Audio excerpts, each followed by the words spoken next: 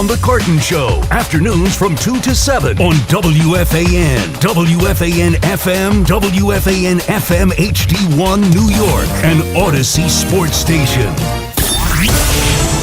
Evan Roberts. Tiki Barber. It's Evan and Tiki on WFAN, The Fan, 101.9 FM, and always live on the free Odyssey app. That is us, Evan and Tiki on a Tuesday. Not just any Tuesday.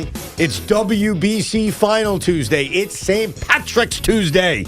And I am showing my support by wearing an old school green Mo Lewis New York Jets jersey. I'm not wearing Where's your any green? No green. Why? Because I don't care. I'm black.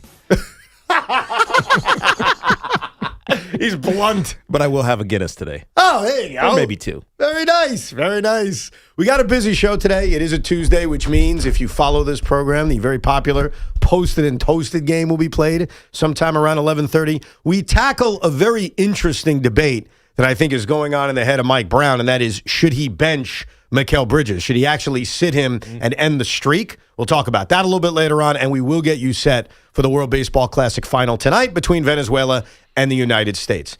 But I want to start in an area that I know will be debated a lot over the next month and a half, and that is around what the Giants are going to do at 5. And I just need to get this off my chest because I've seen Sean argue with people on Twitter about it. And you, of course, are a legendary running back, so I know you offer a very unique opinion on this. Oh, we're going here again? Yeah. Oh, we're fighting today, I think. Happy St. Patrick's Day. I reject the notion. I reject it because I've done my research now to feel like the facts back me up. I reject the notion that you can't draft a running back in the top 10. I don't think that theory is right. I think it's flawed. I think that when you look at the individual cases, it will prove to you that you need to be in the right circumstances to draft a running back in the top 10. And unlike a lot of the teams that have done it, the New York Giants are in the right circumstance where if they do draft a running back at 5, it's not the worst decision ever. Well, it depends on what you do with the rest of this offseason. Now, it feels like free agency is over, even though we heard yesterday that Joe Shane and the New York Giants might not be done in free agency yet. But this goes back to the PTSB that you keep referring to, talking about Saquon Barkley. And I'll admit, and I think if you're rational, you realize that was a completely different situation. Yeah. The New York Giants and Dave Gettleman drafted Saquon Barkley because they wanted to extend a couple of years of Eli Manning's career by giving him a great game-changing, bust-open, the football game running back in Saquon Barkley. And it didn't work. And so it's almost unfair to judge that situation to this one because it's so different. Of course. You got a young quarterback, you got a new head coach, and that new head coach relies, or at least historically, has relied on great running games in order to propel his team forward. And so why not stick with the MO that worked for you? That's why in some ways it makes sense. The counter, and this is where Sean and others will come in, is that why the hell are you drafting a running back in the top 5 or top 10 when you don't need them? You already have 2 good running backs. The history of the Bijan Robinsons, the Ashton Genty from last year, that doesn't work out for the team. Yeah, and so why do it if you're the Giant when you have so many other places that you could fill with a great player in the top 5? Okay, so here's my thesis on this. It's not that I'm sitting here today on March 17th on St. Patrick's Day telling you that they have to draft a running back. Specifically, of course, we're talking about Jeremiah Love at 5. Right. It's that the idea that you can't, based on history, is flawed logic. And I've heard you, Sean, tweet about it a lot and talk about it a lot on this radio station. So why don't you quickly summarize before I at least tell you why I think your thesis is wrong? Go ahead. Okay, when you're picking inside the top 10, generally speaking, you're not a good football team. I agree with you on circumstances. The Chiefs would be an example of a team this year, though they signed Kenneth Walker, that are not a typical top 10 team. Correct, yes. Yeah. You hope when you're picking in the top 10 that you're not back to picking there. The Giants seem to be picking there a lot.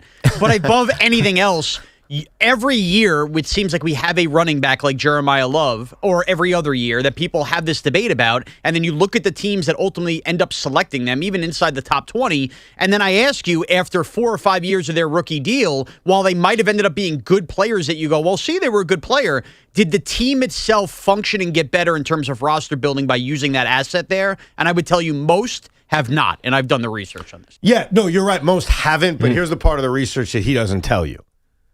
Look at each individual team. Look at where they were. In fact, look at who the quarterbacks were. Like, I think that's fair. Yeah. The team that used a top 10 pick on a running back, who was the quarterback on that roster? And if you go through the list, it's you know what? Screw it. Give me 30 seconds. I'll go real quick. All right? Okay. Is that all right? Yeah.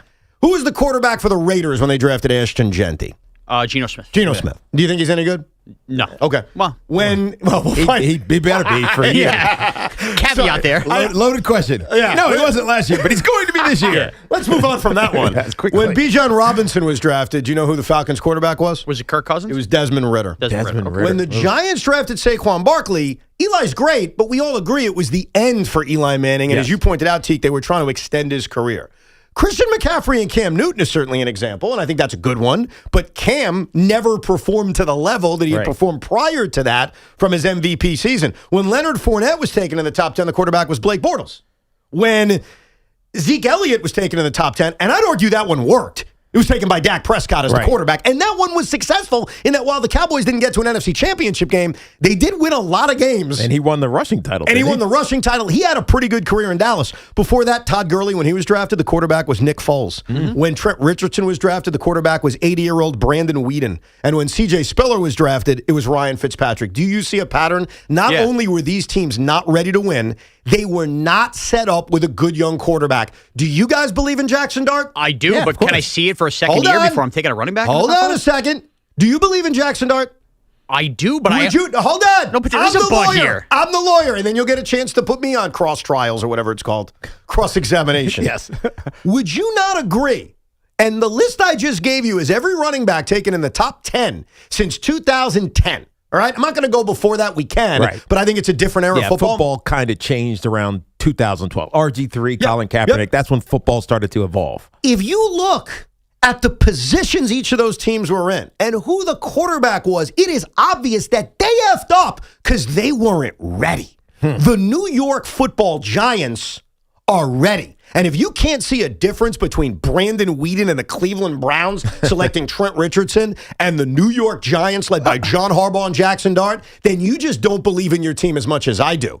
Now the floor is yours, guys. I do believe in Jackson Dart. I do believe in the Giants. I do believe that he will stay healthier. But all of that being said, I've believed a lot of things that have been wrong. I would like to see a second year of Jackson Dart humming along here where, by the way, his best friend on the team is already a pretty damn good running back in Cam Skadaboo. But the other If he's healthy. If he's healthy. Right. Again, this is on the point. I need to see a year 2 from Jackson Dart before I know this team is ready to be taking a running back in the first round. Also, you want to say that they're in this great position. Evan, they still don't have a starting guard on the team, and their center and left guard may not be here after next year. The interior of the offensive line, pretty important when investing in a running back. They haven't addressed that enough yet. And but just because they use number 5 on a running back doesn't mean they're not going to address right guard. But here's, again, the fundamental... And by the way, you did. You brought back Evan Neal. The fundamental flaw with taking a running back inside the top 5 is you could point to all those examples, but here's the other counterpoint. You get to day 2, day 3 of the draft, oftentimes when you get in those rounds, running backs appear where they know they're ready to, like Cam Skadaboo last year, Tyrone Tracy the year before. They're ready to contribute. It's different. If you take Jeremiah Love 5 and you get to the 4th round and the best player on the board is a running back, probably by a mile, because that can happen a lot. Yes. Are you then not going to pass on him because you've already taken a running back and now have to reach on a guard in round 4 or a wide receiver where that could have been readily available with your first round pick? Yeah. I think positional value matters there. I think guards that you take in latter rounds, or really even any offensive lineman, Marcus Bowe, who he thinks is going to turn into a good player, you're almost better off taking the lineman later. Okay, so right, and not the the All Pro that you project, the Andrew Thomases of the world. Yeah, take them in the first round, but the other guys, I got to think about my offensive line when I was playing. Other than Chris Snee, they were all kind of just guys. And then they developed into a great offensive line that played together for basically 5 straight years and won a couple of Super Bowls. And so I think you can get away with the offensive line in latter rounds. The running backs often need to be, I'm not saying first rounders, but the best running backs in the game right now are second rounders. Now, I'm biased because obviously I was a second rounder, but Derrick Henry was a second rounder. Mm-hmm. Jonathan Taylor was a second rounder. Like you see it where they're just outside of that, elite, we need them, but they're good enough to be first rounders. Right. They just happen to go in the second round. And the third round, Kyron Williams is another one of those 100%. guys. And this is the other problem with taking it, and you want to talk about the team being ready to do it. Mm-hmm. I know that anything can happen in terms of trade backs in round 2, let's say. The Giants do not possess a third-round pick. The Giants have major holes all over the offensive line, the defensive tackle position, the corner, and you shouldn't be reaching for positions. But for the Giants to enter a draft with only 2 picks inside the top 100 and use 1 on a running back, I'm sorry. When you have 2 good running backs. When you already have 2 good running backs. Now, they might not be great, all-pro running backs, but they're 2 good running backs. Yeah, exactly. It is a fundamentally flawed process to take Jeremiah Love 5. What's fundamentally flawed is the same thing you've been repeating for years and others parrot, is that you can't take a running back in the top 10. Like, you have parroted that. You never answered my criticism. Yeah. You simply moved on to, I don't want to take a running back. Here's a reason why. I could find a running back in the 5th round, but I can't find a guard, which is also fundamentally flawed. If you look at the teams that made decisions to take a running back early, they were not in position to do so. So instead of making it a blanket statement that you can't take a running back early, why not be fair? I am being fair. No, you're not. Look at the individual situations and admit that Atlanta and the Giants in 18 and Jacksonville in 17 and the Rams in 2015 and Cleveland in 2012 were not ready to make a pick like that. They made bad decisions. Right. That's on them. That is not fair to make that this broad generalization that you can't take a running back in the top 10. The Giants won 3 games last year, Evan. Let's be real. They're We're better John than Harbaugh. that, bro. They've got John Harbaugh head coach. I agree they're better. So then why are you screaming at me like they're the Browns? They're not better to the point We won that 4 games, by the way. Yeah, I was about to say. Okay, whatever. Exactly. It doesn't count the last one. They're not better to the point where they're already ready to jump in the pool of taking a running back in the top 5. And you want to bring up Zeke, like that's exactly my point. Since 2008, you deny this all you want, 3 running backs taken inside the 1st round have won Super Bowls with the team that drafted them. Okay, do that for quarterbacks now. Do Okay. that. All right, Patrick Mahomes, first-round pick? Top 9. Let's go top 9. I'm giving you first round in total. No, Sean. I'm being beneficial. I understand. I want you to name to me all the quarterbacks taken 9 through 1 that won with the team that drafted them in the last 15 years. Go ahead. Well, considering Mahomes and Brady won most of them. Brady went number 10 over. I'm sorry, Mahomes went 10 overall. Brady was obviously 500th round. But so you're what about the rest? No, I'm playing your game. I'm going to go nuts. I'm playing your game. No, you're not. You do this all the time. But when we get St. Patrick's Day 10-12, you've already pissed me off. What? I gave you the full first round. The top 10 only makes it feel worse with a running back. Those guys were Mendenhall, Sony Michel, and I'm forgetting the other guy, but the bottom line is, Clyde Edwards-Helaire. Right. None ended up being even factors on their Super Bowl winning team. Taking the running back is the reason why the team didn't win? It's flawed logic. But look at the teams that do win and how they invest in the running back You want to tell me about all those top 9? The Eagles added Saquon as a finishing piece. Right. The Chiefs, they find a way to do the committee. Now they end up adding Kenneth Walker later on. Kenneth Walker was not a first-round pick with Seattle. The Rams had Todd Gurley, didn't win a Super Bowl until they decided not to pay him and had enough other guys like Cam Akers and company to do so. Super Bowl, that's what I'm looking to build here. All right? I'm not looking to just become relevant. Eventually, I want to use my assets that we've been picking this long. I know, but your build a Super Bowl champion. Your logic is flawed because what I'm doing is, and I want to make it clear, I'm not trying to make a point that you shouldn't take a quarterback in the top 9. I'm using your dumbass logic to explain that, how many quarterbacks picked 9 through 1 won a Super Bowl with the team that drafted them? The problem is using the Super Bowl as the measuring stick because winning a Super Bowl is hard. Agreed. You could have all of the right pieces in place and you still lose. You could get there and still lose and never get back again. And all of a sudden people will say, well, you drafted a running back and you didn't win a Super Bowl. The Detroit Lions are the perfect example, right? Yeah. Jahmyr Gibbs. He was taken 12, and that's a great. I'm glad you brought him up because there are guys outside of the top 10, like briefly outside the top 10, like Jahmyr Gibbs at 12. Would we not look back at that and say that was a good pick? 100%. That's not the reason the Lions haven't gotten to a Super Bowl. I think it's better to look at is this a successful team year over year? after taking a running back. That's really what matters. I agree, and I also think that you need to look at the franchise specifically and when they made the pick. And I think here's the fundamental difference. And what I'm begging you and others to do is stop parroting the same flawed logic that you can't take a running back in the top 10. That's not true. It's that you need to be in the right position to take a running back. Here's where I don't say we all disagree. Here's where clearly Sean disagrees. Right. And I think you're kind of sort of with me on this.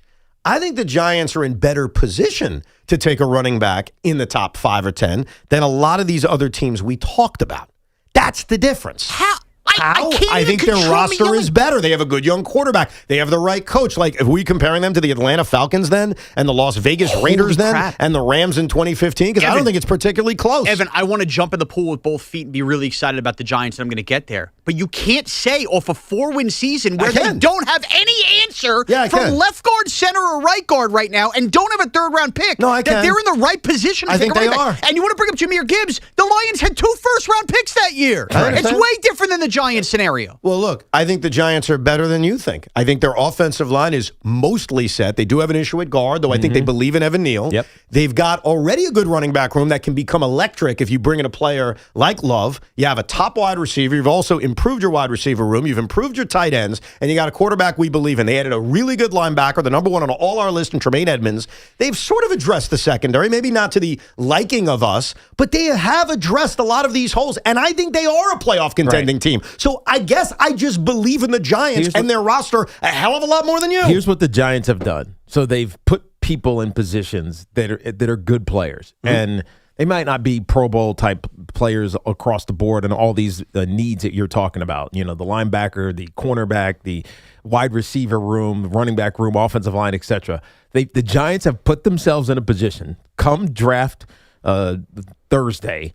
It's Thursday, right? Yeah, draft Thursday. Yes, first round. In late April. Yep. That they're going to say the best player to upgrade XYZ position is available to us. Let's take him. Bingo. Now, I agree with you on that. Now, if it may compromise us upgrading our linebacker room or our offensive line room or wide receiver room, but we already filled that with guys who are good.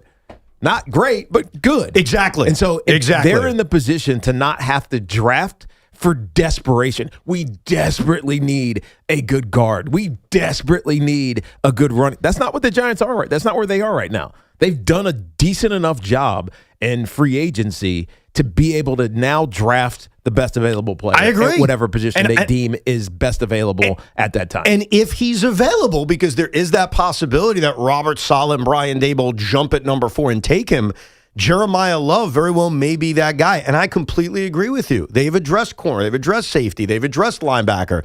They've addressed a lot of these needs to where, and this is what we talked about a week and a half ago before free agency when we brought up the idea of, do they take a running back at 2? And you made the great point. You're like, let's see what they do in free agency. Let's see how things line up. How could you say they address corner? Well, Newsome is their second corner. Did they not add a corner? That's not addressing it. I'm not saying fully addressed. Right. The offseason isn't over, but they've added to the position, just like they did safety, just like they did linebacker. The point Tiki's making, and I agree, is there isn't as pressing of a need where they've got to reach for somebody. Are they taking a corner at 5, Sean? They could. They could. And that's the thing. They'll make a decision. Do we want Delaney? Right. Or do we want to make a Jeremiah Love? But that's the point. They could. Right. They are no longer in a position where they have to be desperate to. And what I ask, and you haven't agreed to it yet, is retire the faulty logic that blank statement, you can't take a running back in the top 10. Because we just went through all the running backs, and you see the circumstances are very different. And we just went, so retire it. No, just move on from it. We're not Stop retiring repeating it so everyone can repeat the same flawed logic. Insane? Are you insane? You didn't prove anything. Of course I did. You listed off a bunch of teams that took running backs inside the top 10. Yeah, that's right. And how it didn't work out, and yet the running backs were great. No, that's not what I did. I pointed out the teams that drafted them, who their quarterback was, and how they were not ready to select a running back that high. That's what I pointed out, which is far different than the New York Giants. They don't have any answers on the interior. I don't know how many times I got to say this. Yes, they have guys that can functionally play at positions as they do running back. They are not as a roster in a point where they only have 2 top 100 picks and you could use one. So they have to draft a guard at 5? Is that what you're saying? I didn't say they have to That's take exactly a guard what at 5. You just said. Here's what I would tell you. I don't think they need to take a guard at 5. You're focusing too much on the guard part, but the point is... you are. No, because when you take a running back... You better hope that offensive line is already in shape to prove the asset. So here's the how many top end running backs are there? 2 in this draft. In this draft, I think it's Jeremiah Love, and then there's a drop, right? A big drop. How many top 100 running backs are there? 2 or 3. Okay. Yeah, maybe Mike Washington's in there as well. Right, but there are 12, maybe 14 top 100 corners. Exactly. Which means you can get a good corner in the second round, or hell, maybe even in the 4th round, because those guys they're going to fall necessarily. They're not all getting drafted in the first 3 rounds. So you have to think about the depth of the position in the draft, and running back is not deep. Corner is deep. Exactly. Offensive line is pretty deep. See, you know what's happening right now? Wide receiver is always deep. But you also don't need a running back. Sean. I don't think it's the position they need the least. Take a deep breath. They were top 5 in rushing last year, and they needed a fullback. Yes, but can they upgrade the position? Yeah. Can you? It's a balance of upgrading the position versus can we get that other position, cornerback, guard, etc., later in the draft? Okay. So here's the deal, and I want you to understand this, because when Tiki talks, it's like, oh, yeah, I understand. When Evan talks, you want to kill me. No, I want to kill him too now. You hear troll when you hear Evan. But I'm not. Rational Tiki. No, because Tiki's having a conversation. Evan, when you go, I just proved you wrong. You didn't. You didn't. You actually proved yourself wrong as you were speaking. No, I proved that you have to look at every situation individually before you make broad generalizations. They won 4 games. They stink. Okay. We're moving on to the second thing. The first thing is, before you think about the Giants, do you agree that in certain circumstances, teams can draft a running back in the top 10 if they are ready for it, if it makes sense for Sure, your quarterback got hurt and you fell out of it. Sure, you have 2 first-round picks like the Lions. Then stop regurgitating lies about how you can't take a running back in the top 10. You're not the only one saying it. It's a lie. If you're bad enough to be in the top 10. No, because that's not a lie. Yes, it is. You're coming up with weird little caveats that are extremely rare. No. Okay. Overwhelmingly, the majority of teams that pick inside the top 10, it is a dumb use of a resource to take a running back. You like that better? And the Giants fall into that. Oh, no, that's the difference. So that's part 2. We disagree. Obviously, Tiki disagrees. And remember this about Tiki Barber, and I saw this the other day, and I was actually commenting on social media. I never comment. Tiki Barber's the smartest guy at WFAN, and he's the most rational guy at WFAN. And even he is hearing the troll Evan Roberts BS. I'm not a troll. I call like it is. Sometimes you don't like it. Sometimes you do. Even he is saying to you calmly, it's not that we have to take a running back. Right. He's not even endorsing it yet. He's simply saying, hey, look at the draft board. Look at the situation. It's not as crazy as people like you make it out to be. If they take Jeremiah Love at 5, it's not a crime against humanity. Just admit that. Doesn't mean they have to. Doesn't mean they will. It's not. It is. Sorry. The Saquon Barkley thing has messed your brain up. It has nothing to. Well, Saquon Barkley's part of it has nothing to do with it. The Giants at the time also didn't have running backs, and they had a better offensive line situation. Why are you so anti this? Why I'm so anti this? I think the 3rd-round pick has a lot to do with it right now. I don't like the idea that they only have 2 assets. Number 2, at the one position you could always improve. Jackson Dart's not going to magically stop running. They were top 5 in running last year. You've added a fullback. How much better are you going to get in that area? I don't like the long-term feel of the offensive line. Again, you guys are interpreting that as take a guard at 5. That's not what I'm saying. I'm saying you're going to use this asset, then turn around and next year go, what the hell's wrong with our offensive line? And ultimately, I just think that if you're looking at who could be available, would you rather have Fred Warner on this team, which could be Sonny Styles for the next 5 years, or just add another running back? Like, there are better players. Whoa. If you want to be fair, try to pretend to be fair. Like, just pretend. Because if you're going to say, do you want Fred Warner on this team, then say, would you want Emmitt Smith on this team? Because Jeremiah Love could be a great all-time running back. You don't know that. But Tiki Barber on the team. Would you want Tiki Barber on the team right now? I would love Tiki Barber on the team. Like towards the middle and end of his career when he was awesome. Sure. Not the beginning Tiki Barber. Right. So then it just proves the way you phrase that. You're not being fair to the audience, bro. Tiki Barber's a great player, belongs in the Hall of Fame, was taken in the 2nd round, different era of football too, and was an all-purpose back. That's true. He's one of the greatest to do it. Running back is the rare position in sport and definitively in football where you could make a selection inside the top 10, the player turns out to be a Hall of Fame player, and it's still the wrong pick for your team based on where you are. Yeah. I don't believe that. I believed it with Saquon, and I'll believe it now with Jeremiah Love. We'll get to your calls. This isn't only about if the Giants should do it at 5. It's also about this narrative. Like, you can't take a running back in the top 10, and I do not buy it at all. We'll get your calls coming up, 888-808-1019, the toll-free number. Plenty of baseball to get to with the World Baseball Classic.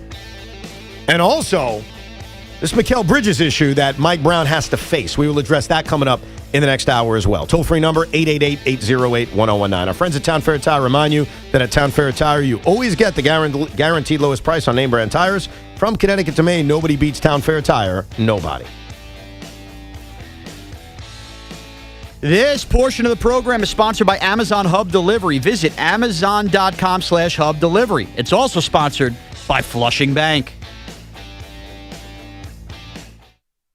Hey, New York business owners, it's Tiki Barber. Are you looking to earn extra money? Of course you are. When your business partners with Amazon Hub Delivery, you simply drop off packages to Amazon customers in your neighborhood. Sign up at Amazon.com/Hub Delivery.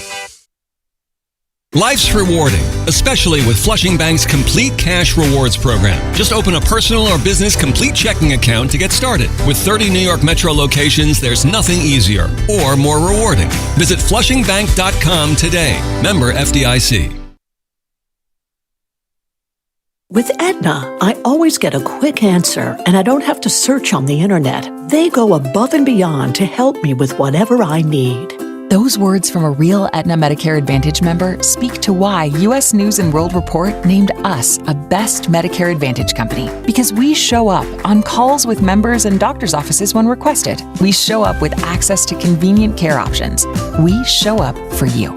Because that's how healthier happens together. Member feedback has been edited for length and clarity. Diving for that grounder got you grounded? Oof. We've got specialists for that. Layup, take you down? We've got specialists for that. With 45 Castle Connolly top doctors, Orland & Cohen specialists are considered among the best in the nation by their peers, which can mean a better outcome for you. From Staten Island to Southampton, our network is open 7 days a week, so you can feel better, faster. Visit OrlandCohen.com. Love college basketball? Then it's time to gear up for another electric march with BetMGM. From opening tip to buzzer beaters, this is where the action lives. Dive into every matchup with competitive odds, seamless gameplay, and the power to bet your way all season long. Whether you're backing your alma mater, riding the rankings, or chasing underdog stories, BetMGM puts you right in the heart of the game. Every possession matters, every rivalry hits harder, and every ticket feels bigger when you're playing with the sportsbook that makes March legendary. So get off the bench, join the huddle, and head for the net with BetMGM all season long.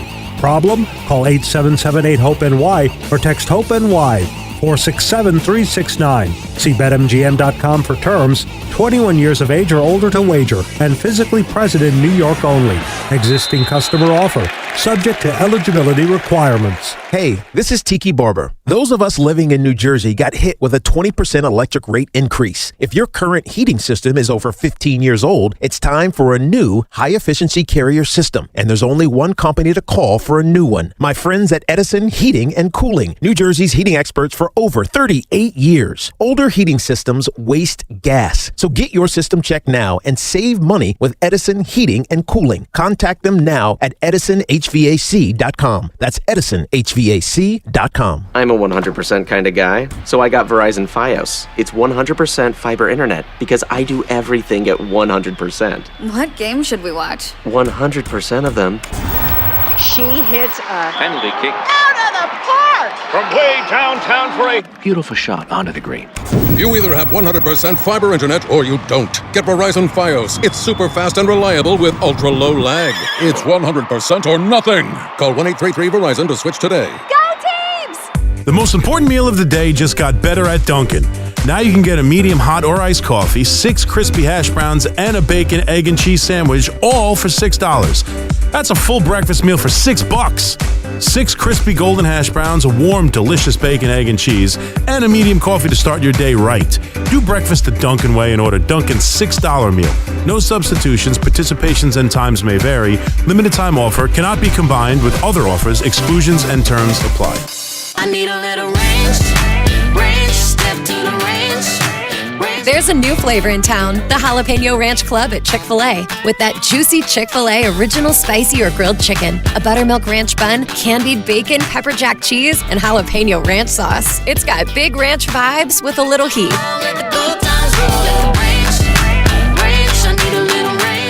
Chick-fil-A's new Jalapeno Ranch Club. Available for a limited time only. Order ahead on the Chick-fil-A app.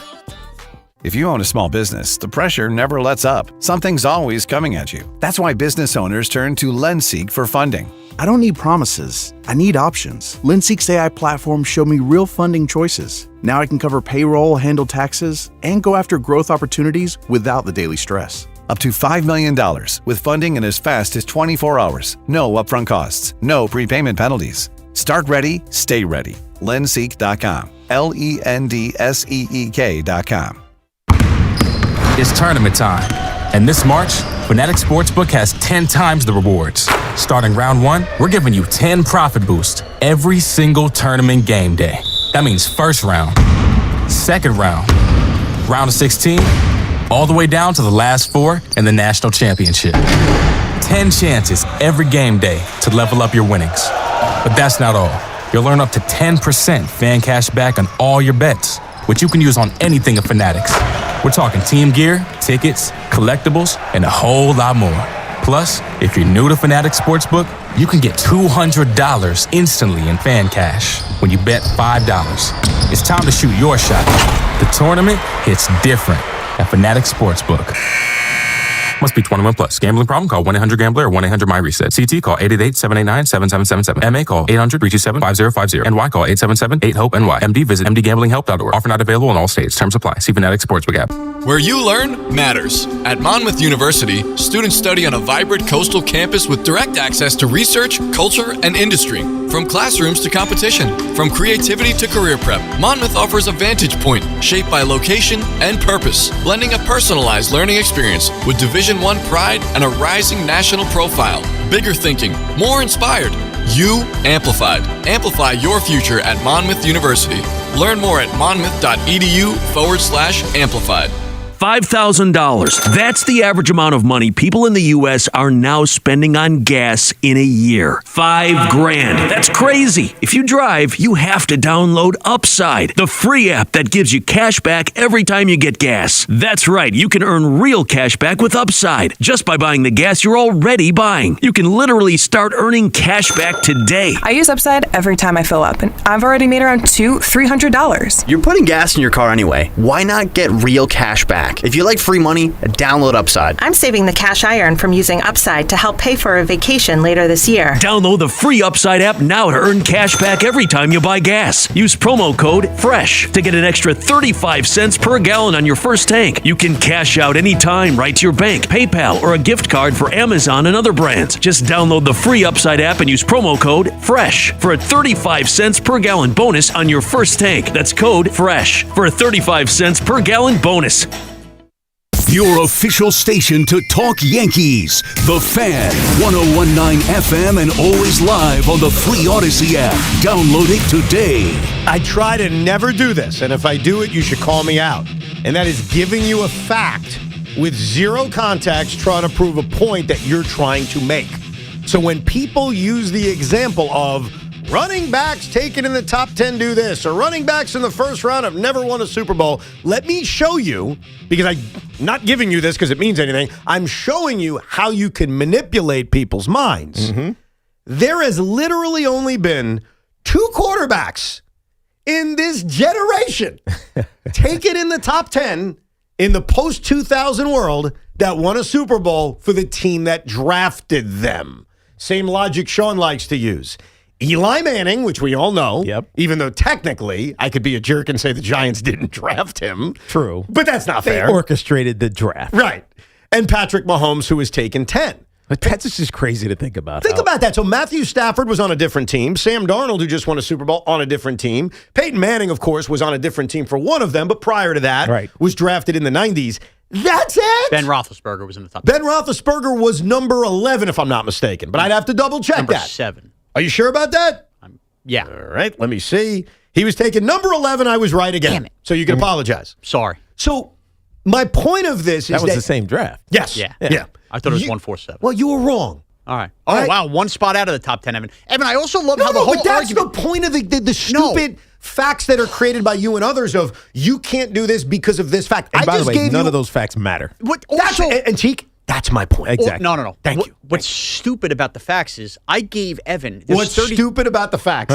Because the facts are... my point pertained to the first round as a whole, which is 32 picks.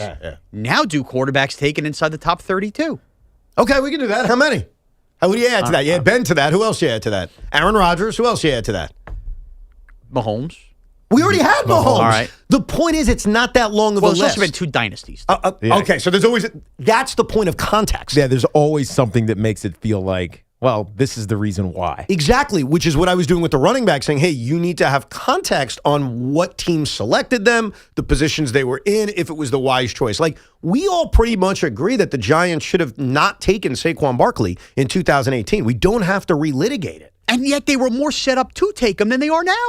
That's a ridiculous statement. No, it's not. Look at the interior of the offensive line. They added to the O-line that whole offseason. They had Eli. They had Odell Beckham. Tiki, you want to take this from? Look, I think this is ridiculous. Well, I think what you're trying to compare the two situations, and they're not the same at all. Not even close. Not even close. And so you have to wipe away that Saquon era and that mentality that went into drafting him because Dave Gettleman thought he was a shoo-in Hall of Famer and he's going to change the face of this team, which he felt like his first year he might. And then you realize the team was not even close to being ready. Yeah, I agree. To being competitive. So then why did you just say on the radio they were in a better position in 18 than now? Are you stupid? Are you a stupid running person? back? Well, number one, they didn't even have a running back. They have 2 already. That's first and foremost. And they at least were adding to the O-line. We still have major questions about the O-line right on now. the record, all right? So no out of context here. You're saying it made more sense for the Giants to select Saquon Barkley in 2018 than it would for them to select Jeremiah Love at 5. Is that what you're saying? On the record, it makes no sense for either, but something has to be more. And yes, that made more. Okay. I mean... You have your opinions. God bless you, right? Yep. And they're right, and that's good. Okay. We'll get to your calls. 888-808-1019 is the number. Lucas in the Bronx. Hey, Lucas. Hey, Ev, I'm just curious. What do you do with 3 running backs? And Tiki, what kind of rift does this create for Cam and Tyrone Tracy I mean, in the locker room? Ultimately, it's about competition. Mm-hmm. Let's not forget that when I was in my fourth year, the Giants drafted Rondane, Heisman Trophy winner. Yeah. And I could have been mad about it because I thought I should have been the starter, or I could have just worked harder. And he was taking 11, by the way, in the first round. So we're talking about first-round picks. 11th overall, he was added to that room. And again, I think a lot of people assume that will create this angst and this strife in the running back room. All it does is create competition. And I think that answers... And by the way, Rondane is still one of my close friends. Right. And he was a first rounder who should have been a star in the NFL. I got in his way. Yeah. Right. The reason he didn't work out in New York was because I got good.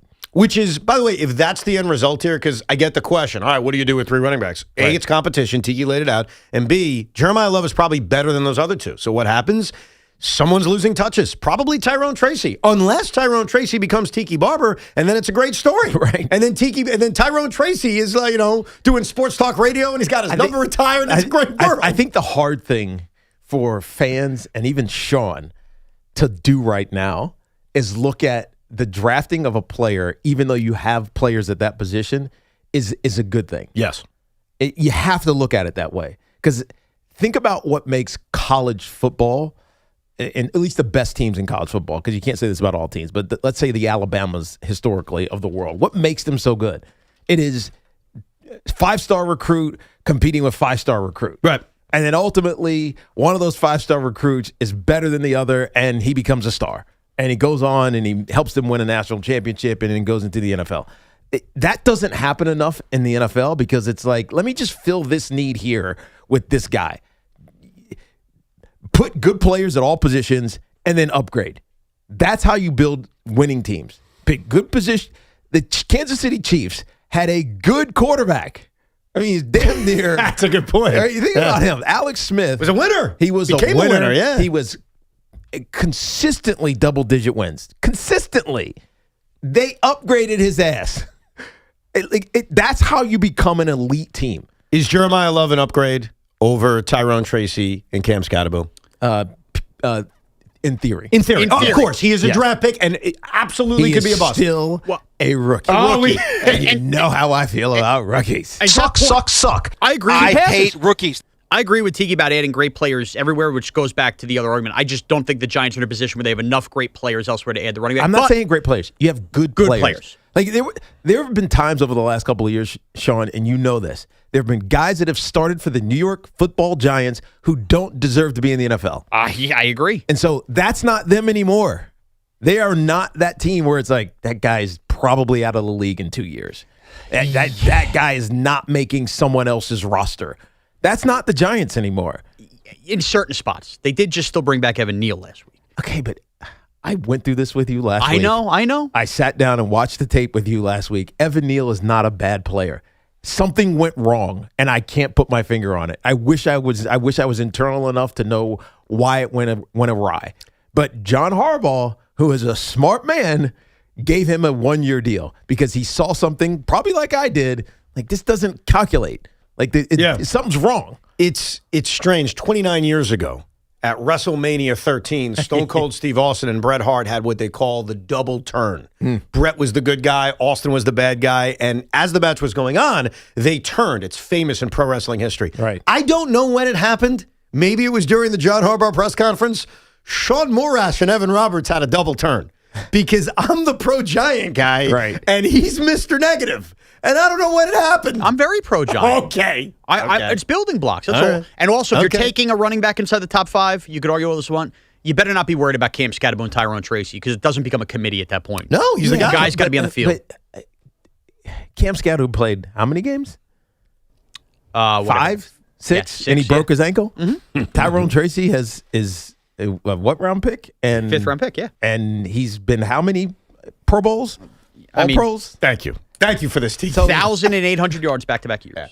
Great. I love Tyrone Tracy. He's one of my favorite players in the league right now, certainly on the New York Giants. Awesome dude as well. Just got engaged, by the way. Congratulations. So, I feel like Tyrone Tracy is me, right? A guy who people have maybe overlooked, but he has a chance to go be a great player. I agree. But that doesn't mean, like the Giants in 2000, aren't looking to upgrade the position. I don't mind them upgrading the position. I really don't. Sounds like you do. No, my issue is that Kohler bringing those guys up. Don't even worry about getting 3 running backs on the field. If you take Love, the other 2 guys are basically out of the mix because you're not taking a guy 5th overall and not playing. That's a problem that you deal with when you have to deal with. That's also a really good problem based on a lot of things Tiki's saying. Look, Tyrone Tracy's a nice player. He's not Christian McCaffrey. Cam Scatterbo, I know we all love because he's crazy and he's a wrecking ball. Right. He's played a handful of games in the NFL. If Jeremiah Love is exactly who everyone thinks he is, this is a stupid conversation. You know what I mean? We would laugh at this 3 years from now saying, remember when people were calling up saying, what about Tyrone Tracy and Cam Scatterbo? How about I simplify this? And the Giants in 2026, do you believe they're a better football team with a combination of Cam Scatterbo, Tyrone Tracy, and Sonny Styles? Or are they a better football team with Micah McFadden taking all those snaps and Jeremiah Love? Well, you're acting like you can't draft people in the later rounds. Like you've just ignored that. Oh, no, I actually can. I brought up how successful you could be at taking running backs exactly. in the later rounds. And you can be successful at taking linebackers and offensive linemen as well. It's not a one-side street where it's only running backs. And by the way, I like Micah McFadden. Yeah. He's been one of their better read and react linebackers. Can only play 2 downs. Great. Terrible in coverage. Fantastic. Figure it out. Have you seen that in this conversation? Sean will not allow either you or I to get the last word. No. That's why I've only taken 1 call so far. Because he won't let us continue. I'm wrong plenty. This is one where I'm 1,000% right and I'm not budging. Damn it's not that you're right. It's that you're, what's the word I'm looking for? Yeah. He's scared. That sounds about right. Thank you, Tiki. Let's go to Vincent in Westchester. What's up, Vincent? Hey, gentlemen. How we doing? Good, man. Good. Good. Listen, I'm a diehard Giants fan, so I'm going to take it easy on Sean right now, all right? Yeah. But as a diehard Giants fan, Evan is 100% right. At number 5, you do not take somebody that isn't the best player that's available. If Jeremiah Love is available, you do not pass up on that opportunity. I love Cam. I love Tyrone Tracy. 4.1 yards per carry, 4.2 yards per carry. You look at someone that's as great as Tiki, 4.7, 4.6, 5.1, 5.2 in his last couple of years. You don't miss out on somebody that's that good. Right. I understand. You should get some linemen, right? Okay, great. Eric Flowers, stunk. Evan Neal, stunk. It's not a guarantee that you're going to get a stud just because you draft him high. It's not a guarantee that Trey Styles, he jumped up because he was amazing at the combine. But who knows if he could be a bust? We don't know. Nobody knows. The tape is a tape, and Jeremiah Love is a stud. You don't pass up on that just because you got, I love Cam. I love Tracy. I'm not saying that's what you're saying, Sean, but that's what a lot of Giants fans No, are you're saying. right. And Sean isn't saying that, though he alludes to it. And I like Tyrone Tracy and I like Cam Scottaboo, so it's tough saying this, but you guys are overrating the crap out of them. And again, they're nice players, but I think we're overrating the crap out of Jeremiah Love Well, too, based after on watching what? how much of this. Based on he what? gets a big-time Notre Dame bump. I watched him in these big games This the year before in the dude is playoffs. He big. got swallowed up. He's talented and big. Strong. He presents, he carries himself the right way. I think he has a chance to be great. I don't think he's a slam dunk, like unbelievable Emmitt Smith type player to have taken the top 5 either. And I think that's the other argument. if I told you right now, and this is the tough thing, but let's say I told you right now that Jeremiah Love in his NFL career is going to be Derrick Henry. It's who he's going to be. Now, I'm looking at their sizes just to see how similar it is. Derrick Henry is sick. Yeah. He's a couple inches taller. He's a different. Derrick Henry's like Brandon Jacobs. Yeah. Can you give me a Jeremiah Love superstar Terrell comp? Davis. Oh, okay. That's the kind of athlete he feels like. All right. So, Sean, if I told you right now he's going to be Terrell Davis, would you then say, all right, screw it, it's worth it? Yeah, once I know that Jackson Dart's Elway, for sure. God, he always has an answer. Because it's true. Oh, you're such a pain in the ass, Sean. You're a whiny bitch. I'm going to make you guys wish I was back in Disney today. I love that Tiki's on my side in this. Like, I feel like I got the wind at my back in a debate like Right. this. I mean, again, I'm not espousing this. I'm not saying if I'm Joe Shane right now, I'm drafting Jeremiah Love. That's not what I'm saying. But I can see why it's an option. Yeah, that's the key here. This is about kind of eliminating these false narratives that they can't do it. Right. It should be in the discussion. It should be on the table. It should not be bemoaned by these Giant fans at our radio station that it's some kind of crime against sportsmanity to draft Jeremiah Love at 5. I agree with you. That's my big point right now. I think I'm closer to Tiki than you realize. I understand the point of draft. No, you don't. No. You sat here yelling at me, giving me, your example sucks. This is Because great. you don't listen. You don't listen. I think he might be, or probably is a top 15 player in the draft. So you should have a conversation about all of those people. My point is, when you go through the roster and you go through the Giant issues and you go through the drop-off from 5 to 6, if it's Love and the other guys on the board, I don't think there's enough there to warrant the pick. That's all I'm saying. Final word again. Peter's in Lakewood. What's up, Peter? That's right. Hey, how are you? What's up, I have a theoretical question. Why can't we take Jeremiah Love, but flip him into a good wide receiver too? You want to make him a wide receiver? I mean, he will be a guy that he catches has the ball to out of the catch. backfield. Like, he'll be a weapon the way Tiki was and Christian McCaffrey certainly is. Yeah, but we don't have a good wide receiver too right now. I know we just got Isaiah Likely and Darnell Mooney. Darnell Mooney. Yeah, You got it right. Darnell Mooney.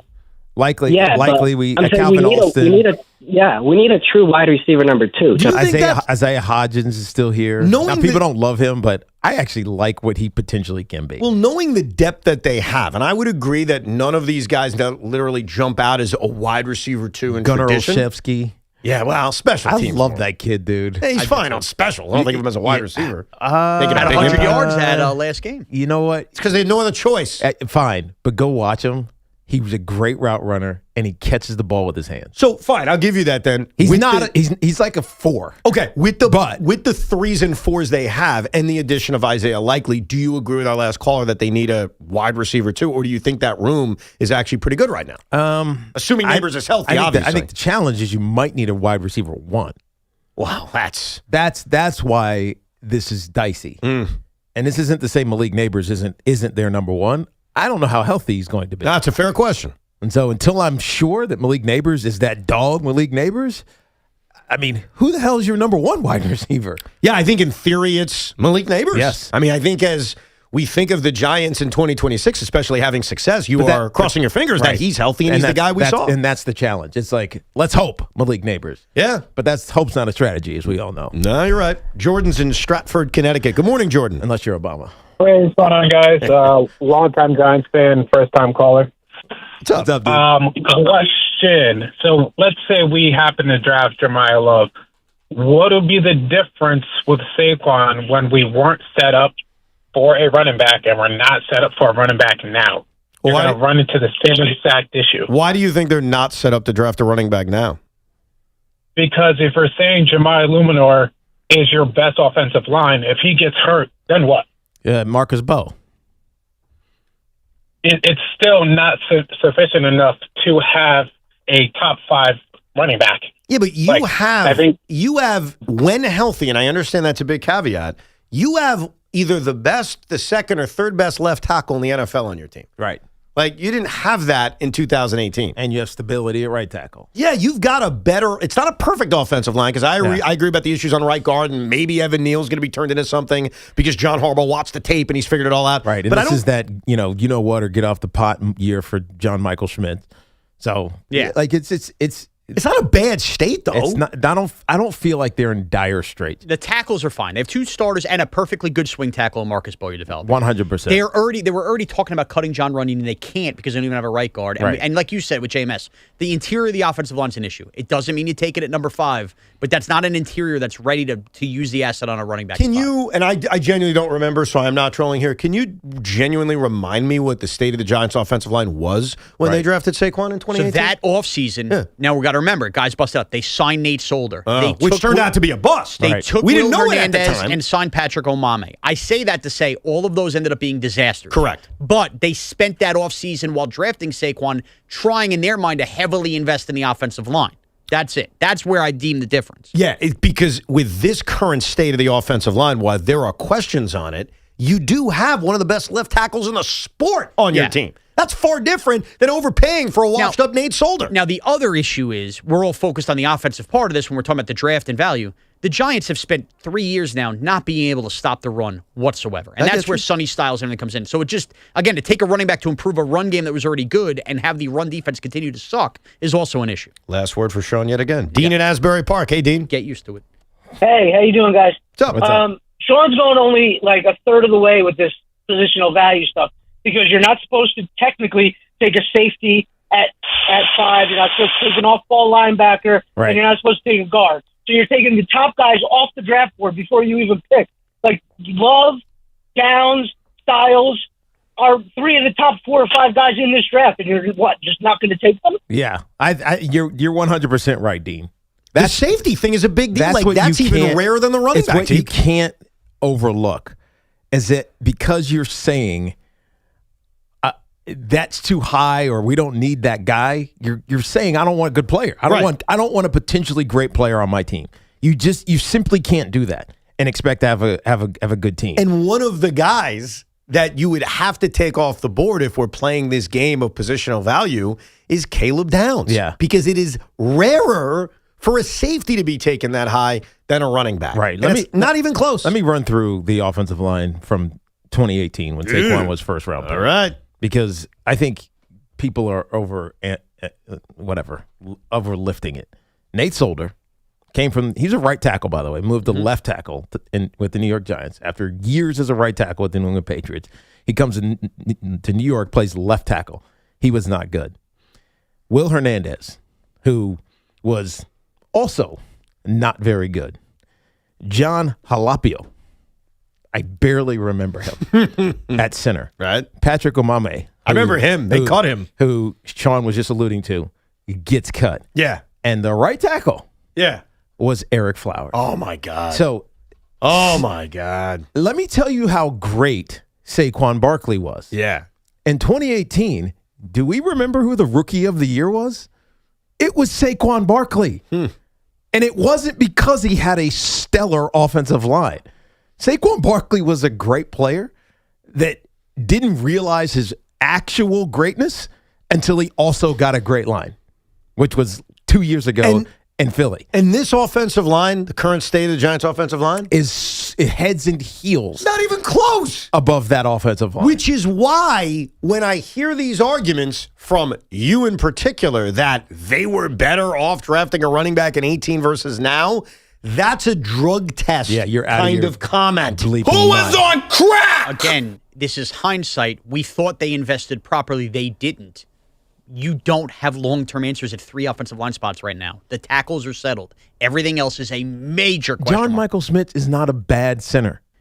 We don't even know if he's here beyond next year. It doesn't matter. That's next we're year. talking about this season. Yeah. That's what we're talking about right now. They wanted to add Tyler Linderbaum. You know when you get a new head coach, you know how long it usually takes, Mike Vrabel notwithstanding, even though Mike Vrabel in his first stint won 9 games, and I think it takes like 2 years, 2 seasons to get it right.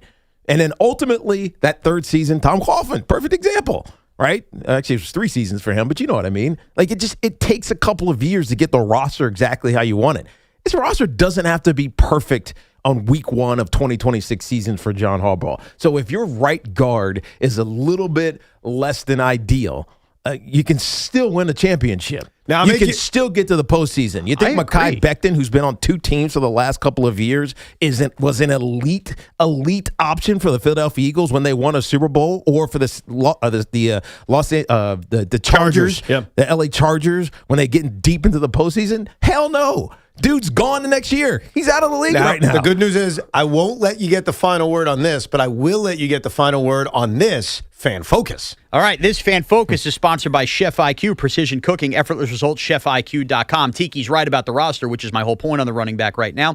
Paul Cotter scored for the Devils with 6 seconds left in overtime to beat the Bruins 4-3. The Rangers' recent hot play took a major cool down as the Kings embarrassed them 4-1 at the Garden. Artemi Panarin had an assist. And the Nets' tank mission was again successful as they lost to the Blazers 114-95. And Team USA has won the coin flip with Venezuela to be the home team tonight in the World Baseball Classic Championship. Well, I mean, that's a big deal. It's in Miami. I heard some of the Met players are going to drive over to go watch. It's not going to change the crowd. It's just going to change who bats first and last. Well, that matters. No, it does. It matters. Look, anytime you on a hot streak. Anytime you can settle an important part of a championship with a coin flip, you got to do it. Is that 10 goals in 2 games for the Devils?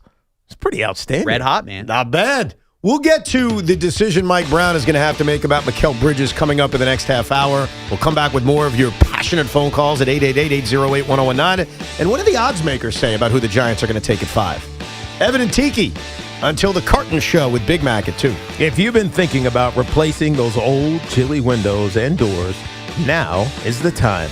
Windorama is kicking off their winter warm-up sale, and you can save up to 40% on installation projects when you purchase and install with Windorama.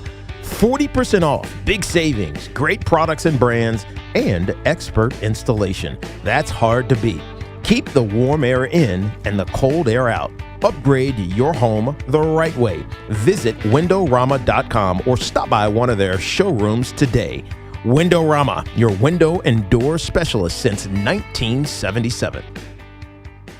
This is an Odyssey Sports Minute. It's been an incredible couple of weeks of baseball, but we may have finally found the lone problem with the WBC, the timing. Mason Miller may not be available for the U.S. tonight in the final against Venezuela because, well, it's March, and the Padres don't want their closer blowing out his arm. Given that Venezuela's been a comeback machine, the U.S. not having full capabilities out of the bullpen is something to keep an eye on as the Americans try to win the World Baseball Classic. I'm Chris Mack.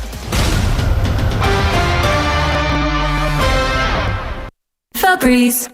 New Febreze Air Mist has 50% more odor fighters and up to 30% more fragrance than the old formula. So now you can take on 100% more stinky odors, like sweaty gym bags, greasy cooking smells, and the after effects of the dog rolling around in something. Just spray, and new Febreze Air instantly restores just clean freshness. Smell you later, odor. Breathe happy, Febreze, la la la la la. This is the story of the one.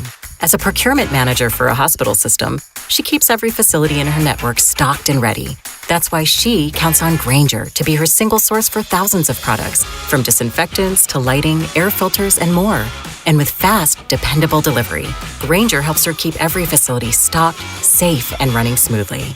Call 1-800-GRAINGER, click Grainger.com, or just stop by.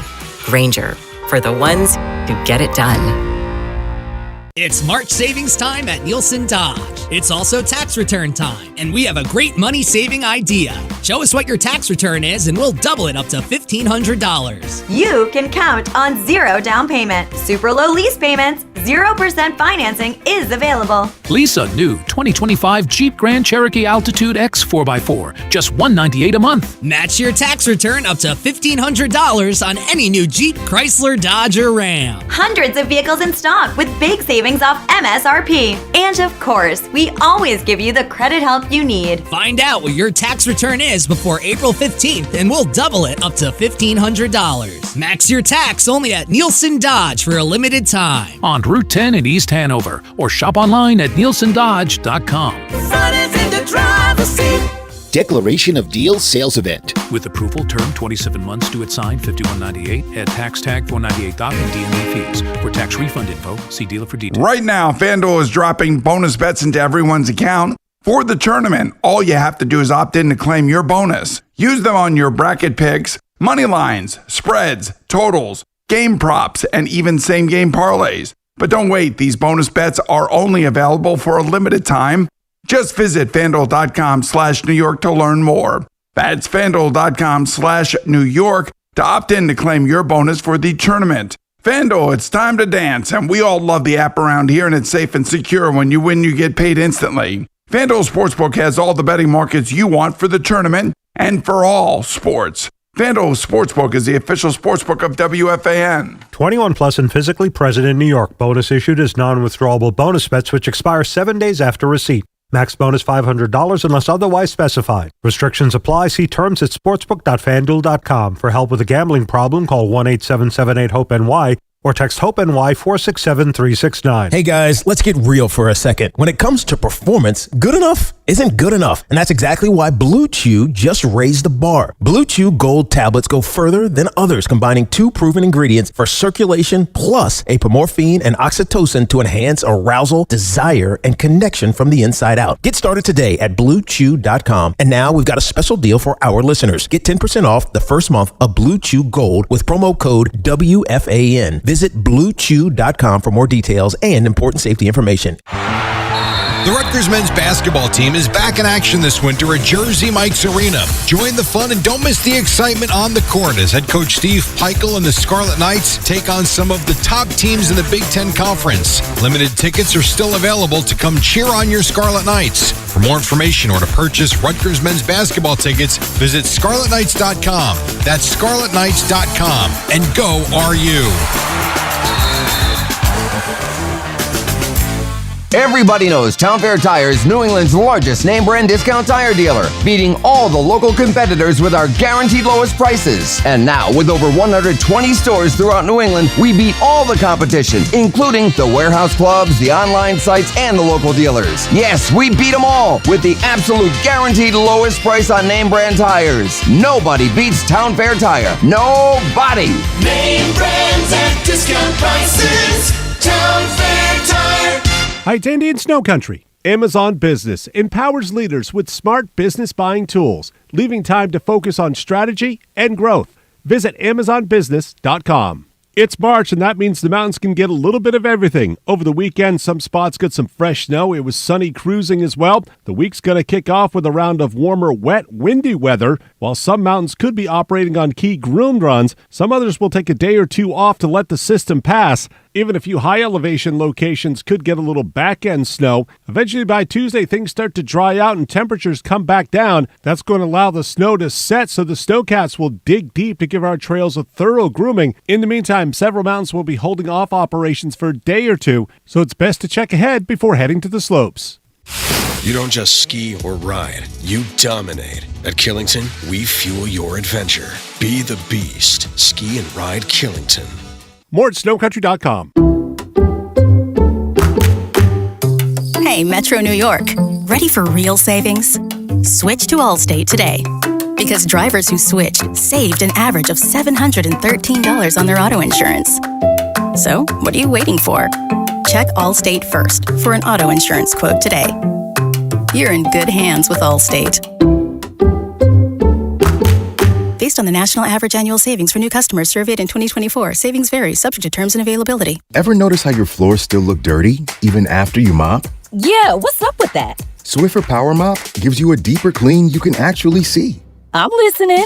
Unlike string mops, Swiffer Power Mop absorbs more dirt and locks it away, even in those hard-to-reach spots. Like behind the toilet? Exactly. The new micro scrubbers deliver thousands of tiny deep cleaning actions, so your floors look, smell, and feel clean. Bye-bye, dirty floors. Hello, Swiffer Power Mop. Try the Swiffer Power Mop. Love it or your money back. Come visit the engagement experts at London Jewelers at any one of their 6 locations. We love talking about the Knicks and Nets on WFAN, WFAN FM, WFAN FM HD1 New York, and Odyssey Sports Station. Coming up in about a half hour, your Posted and Toasted edition. Coming up at 11:30, we'll also get into Mike Brown's big decision around Mikal Bridges, and we'll get you set for the World Baseball Classic final as the show rolls on. But there's been a heavy debate about picking running backs early. Should the Giants consider it with Jeremiah Love? And I was very curious this morning about what the betting odds say. So I saw that, obviously, Fernando Mendoza is overwhelming favorite to go number 1 overall to the Las Vegas Raiders. And a considerable favorite for the Jets is Arvell Reese, which is not a surprise. No, it makes perfect sense. They need edge rushers. Yep. They traded. There's a way. So, I mean, obviously they need defense. Yeah. And that's where Aaron Glenn seems to be focusing this offseason. No doubt. And they need to because, I mean, they're basically rebuilding the defense from scratch. Right. But I was curious about number 5. So let's go to our Sean Morash. I'm going to try to give you information without putting my opinion in desk where he will reveal to us the betting odds on who the Giants will take at number 5. Well, Evan, this Fan Focus is sponsored by Chef IQ, Precision Cooking, Effortless Results, ChefIQ.com. Yes, the betting odds are out for the number 5 pick in the draft. Remember, though, when betting on this, it's who gets taken number 5. The Giants move out. That's important to note. Correct. Sonny Styles is the favorite at plus 190, the linebacker from Ohio State. Caleb Downs is the second favorite at plus 265, the safety from Ohio State. Your third favorite, Jeremiah Love at plus 425, which is only a smart bet if the Giants trade out. And, of course, Francis Mauigoa, the offensive lineman, if I'm saying that right now, I've screwed it up, plus 850 is the fourth favorite. So think about this for a second. Also, Evan, this Fan Focus was sponsored by Town Fair Tire. Nobody beats Town Fair Tire. Nobody. And those are betting odds that tell you that they really don't know because no one's minus. Everyone's kind of... Right. They have no idea. They don't know. Obviously, how the draft board falls will have a big part of it. If the Giants trade out, who trades up will have a big part of it. But 2 of the top 3 guys with the betting odd favorites to go number 5 are positions that are not normally taken number 5. And usually wouldn't be. And frowned upon. But I think... Again, that's history. Doesn't mean anything. Does history mean anything when it comes to drafting a safety or a running back? You know, it's crazy. The safety thing probably bothers me just a little bit more because of the fact that it's rarer. Yeah. And I don't know if a safety, while they can make an impact, like... I think it's probably more rare, but whatever. It is more rare. Wait, are you correcting my grammar or the NFL facts? Grammar. Oh, what did I say? Rarer. Oh, jeez. It's more rare to select by a lot to select a safety over running back. I just feel like while safeties can make big impacts, I feel like the running back can make a bigger impact. Yeah. And that's why I am more cautious about going safety at 5 than I would be running back.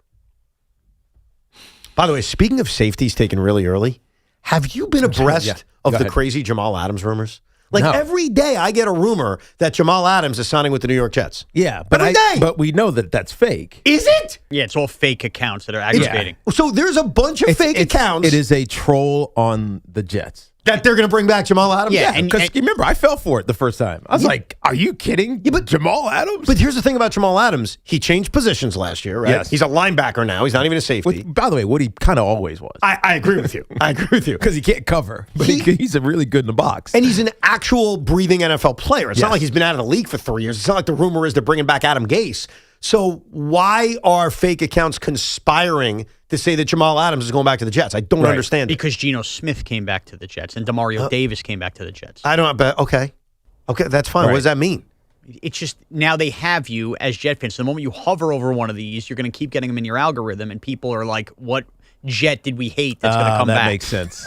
That makes sense, yeah, actually. Evan sat there and stared at it once, and anytime somebody mentions it, it's popping to his For You category. I know, but it's not like they're saying Darren Lee is coming back, who's being investigated for murder, which is like serious crime. I don't know if you've been reading about that thing. Oh, my God, it's horrendous. ChatGPT. Yeah. See that? Yeah, no, I saw it. So I just don't get the Jamal Adams stuff, but whatever. Anyhow, I am wearing a Mo Lewis jersey today in honor of St. Patrick's Day and in honor of the fact that Mo Lewis continues to be the most disrespected athlete in the history of New York sports. Really? Yeah. Huh. Still? Yeah, because he was a hell of a player that's known for a stupid thing. Yeah, he's known for now starting the career of the greatest Irish-born football player of all time. So happy St. He Patrick's was Day. not born in Ireland. Born with Irish heritage. He's born in California, Tom Brady. I mean, you're worse than the morning show. They didn't know William Wallace was Scottish. Yeah, how dare they? How dare? Who's William Wallace? I am William Wallace. Can't believe those idiots. How they don't know that? Let's get back to your calls. 888-808-1019. I wanted to say the same thing. Okay. Let's go to Mike up in Syracuse. What's up, Mike? Oh, man. Hey, how's it going, guys? What's up, dude? Good. Hey, I'm a huge fan. I think you're the best person on WFAN. I really appreciate that you're pragmatic with all your arguments. That's and a very lot sweet of you. backup, a lot of I'll data. send you a check in about an hour. Thank you. All right, but I got to get on your argument about the top 10 quarterbacks and how many have won recently being drafted by their own team. That goes the same way with the running backs, and I have this argument all the time with my friends. Now, when's the last time a running back drafted in the first round won a Super Bowl with their own team? There's been like 5 of them in the past I know, quarter but century. that's the reason I bring up the quarterback argument, because I think that argument is stupid. Like, I think it's and stupid may be too strong. It's a false narrative. Right. Clyde Edwards-Helaire did it. Yes. There's a few others. Rashad Mendenhall, wasn't he one? Yeah. Like, it's happened. But And Sony Michel. But that's not even the point. Like, and all those guys were taken like at the very, very end of the first round. Right. It's just a false narrative to like Adrian Peterson was taken number 7 overall. Was that a bad draft pick? That's the point I made.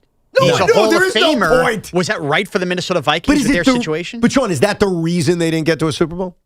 Like, that's the false narrative issue I don't think, and again, I think looking at it from a Super Bowl lens is stupid. And that's what they're doing. Because winning a Super Bowl is hard.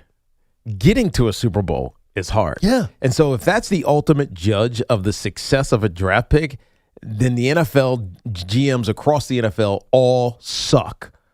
Like, they are all god-awful garbage. If you're only judging them, hey, you took a running back. Did you win a Super Bowl with him?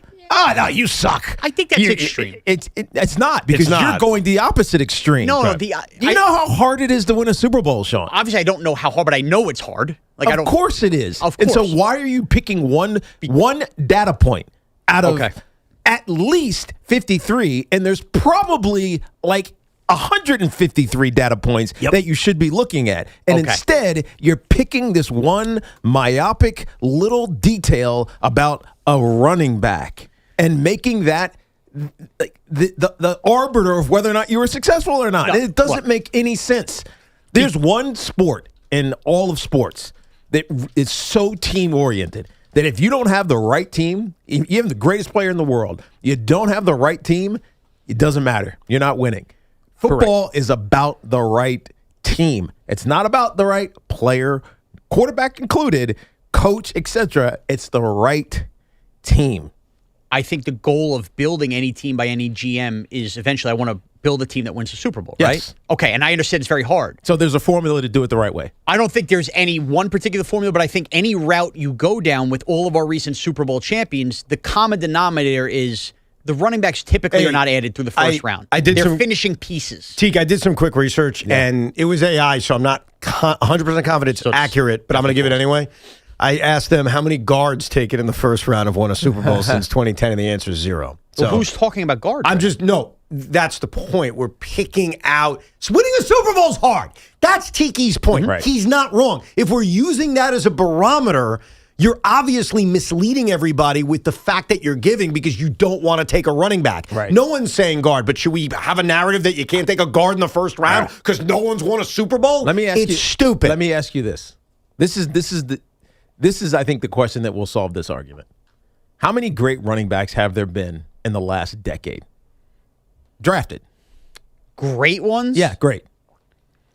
It's good. Good question. It's a good question. I guess is Saquon That's Barkley that's considered exactly great? right. You can't even think of it. It's a handful. It's like 3 or 4. You can't even think of it, dude. Right. And so what you're saying is that it doesn't matter.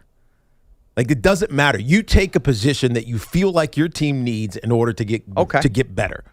And it sucks if it's for need because that's desperation. But the league has changed, man.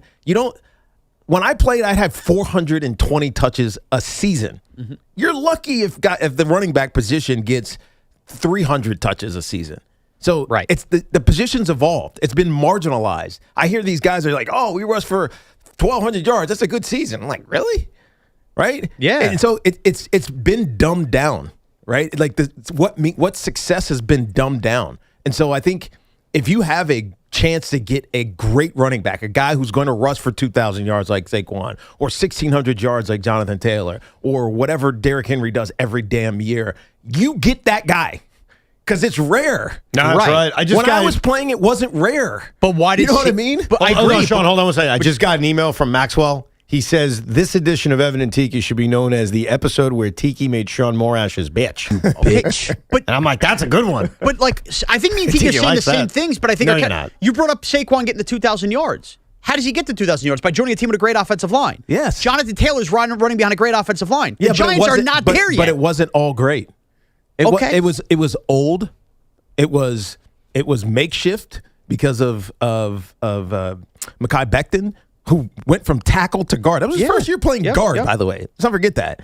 He was pretty damn good because of everything else around him. And then you had Pro Bowlers and All Pros on the left side of the offensive line. That's what sustained him. So, the circumstance, it's all circumstantial, and so it's not individual. You can't pinpoint a position or a player, or it's the circumstances have to be right. All we're saying is that these circumstances might be kind of right for the Giants to take a running back. And there's the argument. That's it. Because I think the circumstances couldn't be more opposite of right. That's all. And I think that's it. This is why you're very wrong, because they you have said 3 questions on the offensive line. Because you said earlier in the show, and you can't change it now, maybe digital will put it out to embarrass you, that it makes more sense, or it made more sense for the Giants to draft Saquon Barkley in 18 than it would to draft Jeremiah Love at 5 in 2026. Yes. The Denver Broncos are upgrading their wide receiver room, by the way. A little breaking news here. Not really, but whatever. Jaylen Waddle being traded to... Well, that's big breaking news. For the Denver Broncos are trading for Jaylen Waddle. Yeah.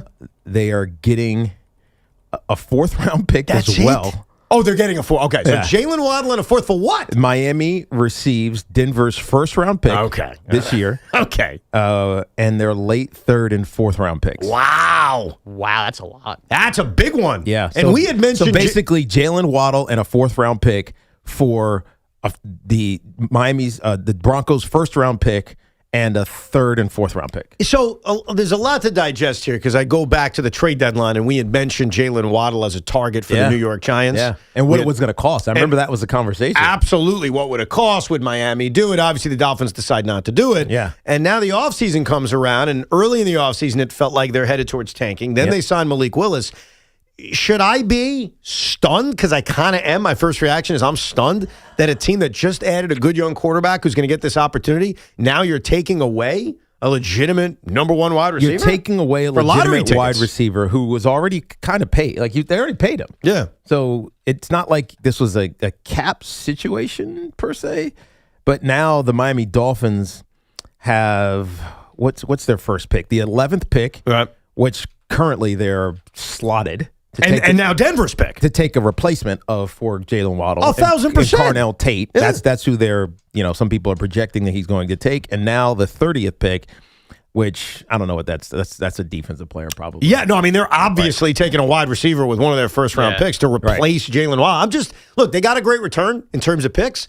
I'm just surprised. I figured that when you bring in a young quarterback, you want to give them the best chance to succeed. But remember now how much money of their salary cap is tied in 2 quarterbacks. The dead with Tua and what they have with Malik Willis. So that was a lot of money to Waddle. And I think to Tiki's point, 2 first-rounders, they're going to replace Waddle with one of those picks. I know, but the pick they got back is 30th. It's a late first-round pick. I mean, that's just a depth player probably. Yeah, my gut is I wouldn't like it for them. But obviously Dolphin fans can disagree, but that's just my gut reaction. That's a big one. You might get an offensive guard or offensive lineman at that position. I love the way Tiki undersold that. He's like, we got a little bit of breaking news. I thought he was going to tell us like, the Broncos added this or whatever. And he gives us a Jaylen Waddle trade for a first-round pick.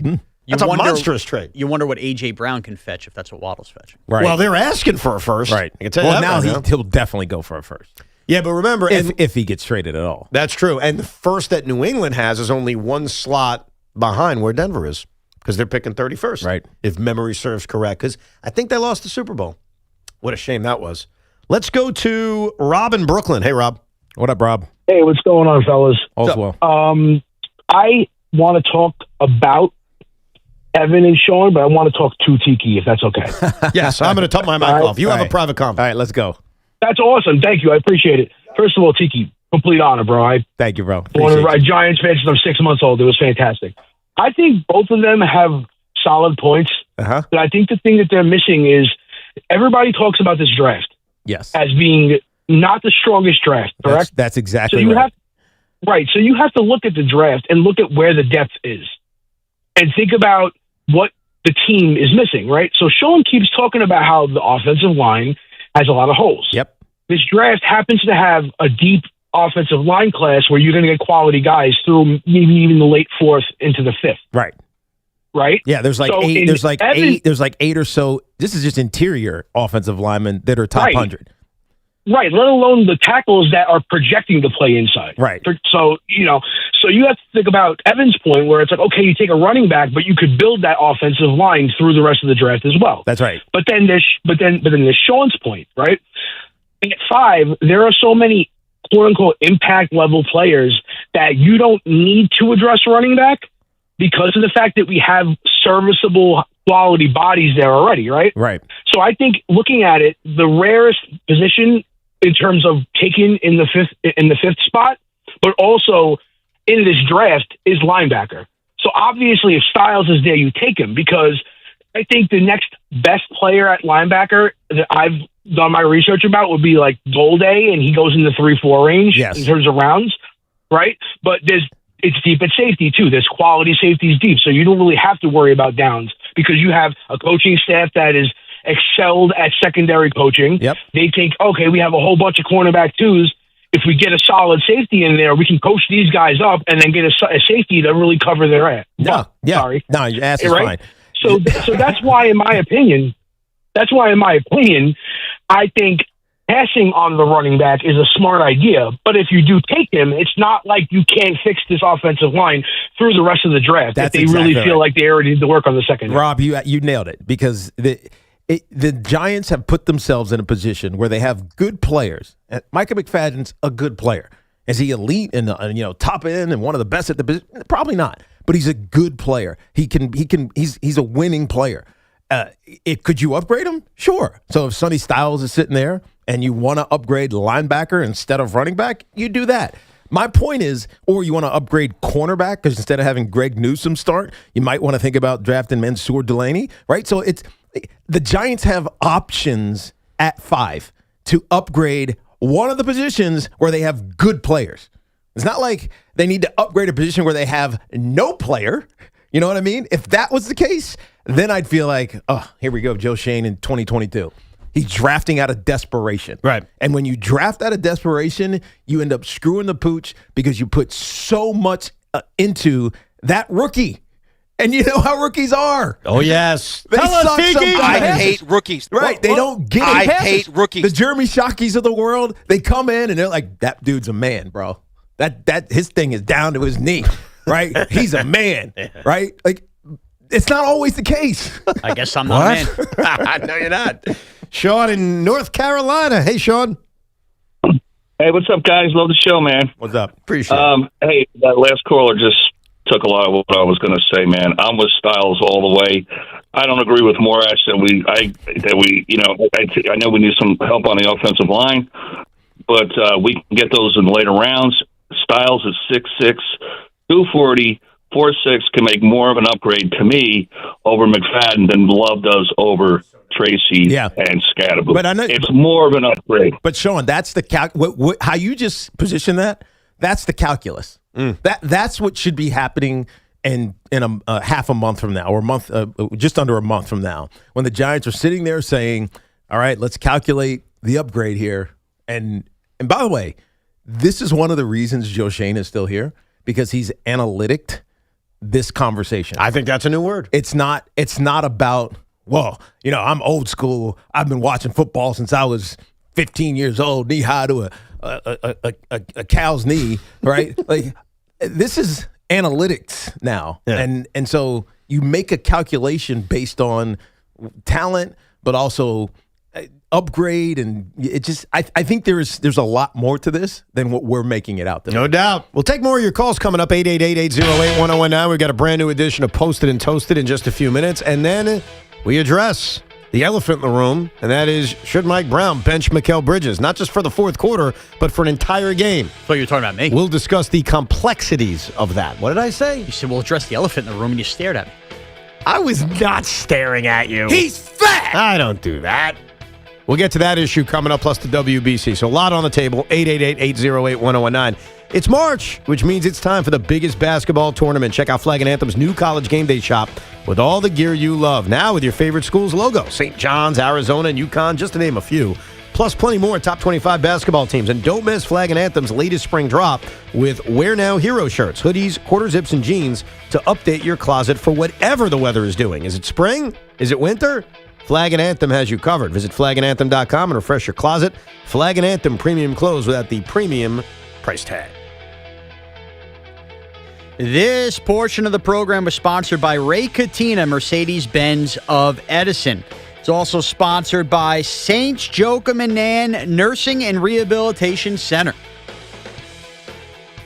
Mercedes-Benz of Edison is more than a dealership. They're a luxury destination where exceptional vehicles meet exceptional people. It's why Cars.com named Mercedes-Benz of Edison the top Mercedes-Benz dealer in the U.S. for 2025. Discover yours at RayKatinaEdison.com. Hey, healthcare workers of New York. Are you looking to make a difference? St. Joachim and Ann Nursing and Rehabilitation Center is actively hiring nurses and CNAs. Call 718-714-4800. That's 718-714-4800.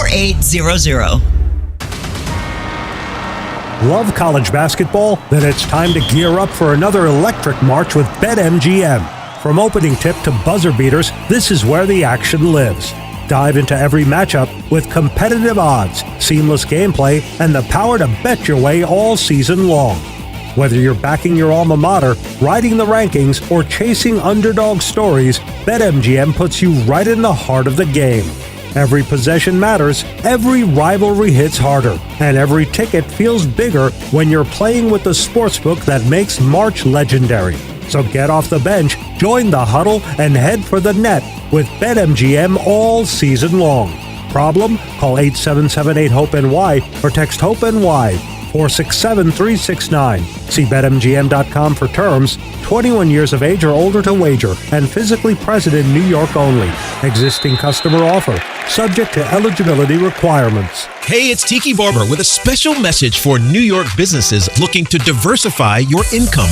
Amazon Hub Delivery is making it easy to earn extra money. When you partner with Amazon Hub Delivery, you and your staff will deliver packages to customers in your area. With each package delivered, you'll gain extra income and exposure for your business. There's no upfront cost, no delivery experience, and no long-term contracts required. Sign up to learn more at Amazon.com/Hub Delivery. That's Amazon.com/HUB Delivery.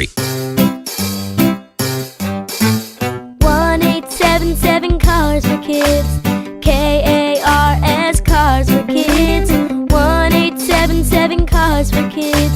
Donate your car today. Call 877-CARS-FOR-KIDS to reach a friendly live agent. Donation is super easy, and your car can be picked up as soon as tomorrow. Call us now or go to carsforkids.org. 7 Cars for Kids.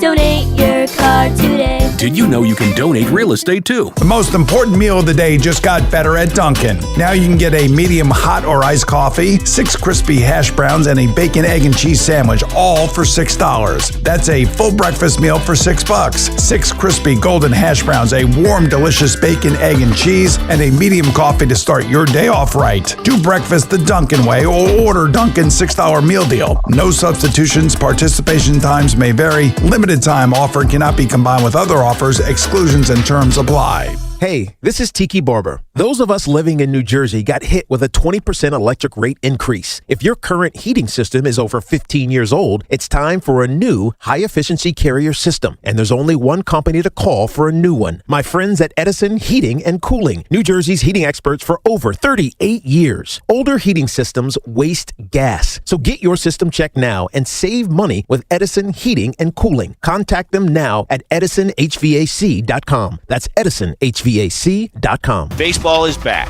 Opening night is one exclusive game, and it's live on Netflix. On Wednesday, March 25th, the New York Yankees, led by seven-time All-Star Aaron Judge, head to the Bay Area to face Rafael Devers and the San Francisco Giants. A brand new way to watch Major League Baseball, and it all starts here. MLB Opening Night, Yankees vs. Giants, live on Netflix, Wednesday, March 25th at 8 p.m. Eastern, 5 p.m. Pacific. Oh, how's that flu, babe? Did you take Dayquil Intense Flu yet? Nah, I got this. Ugh, okay, I don't got this. You stay on the couch, and I'll grab the Dayquil.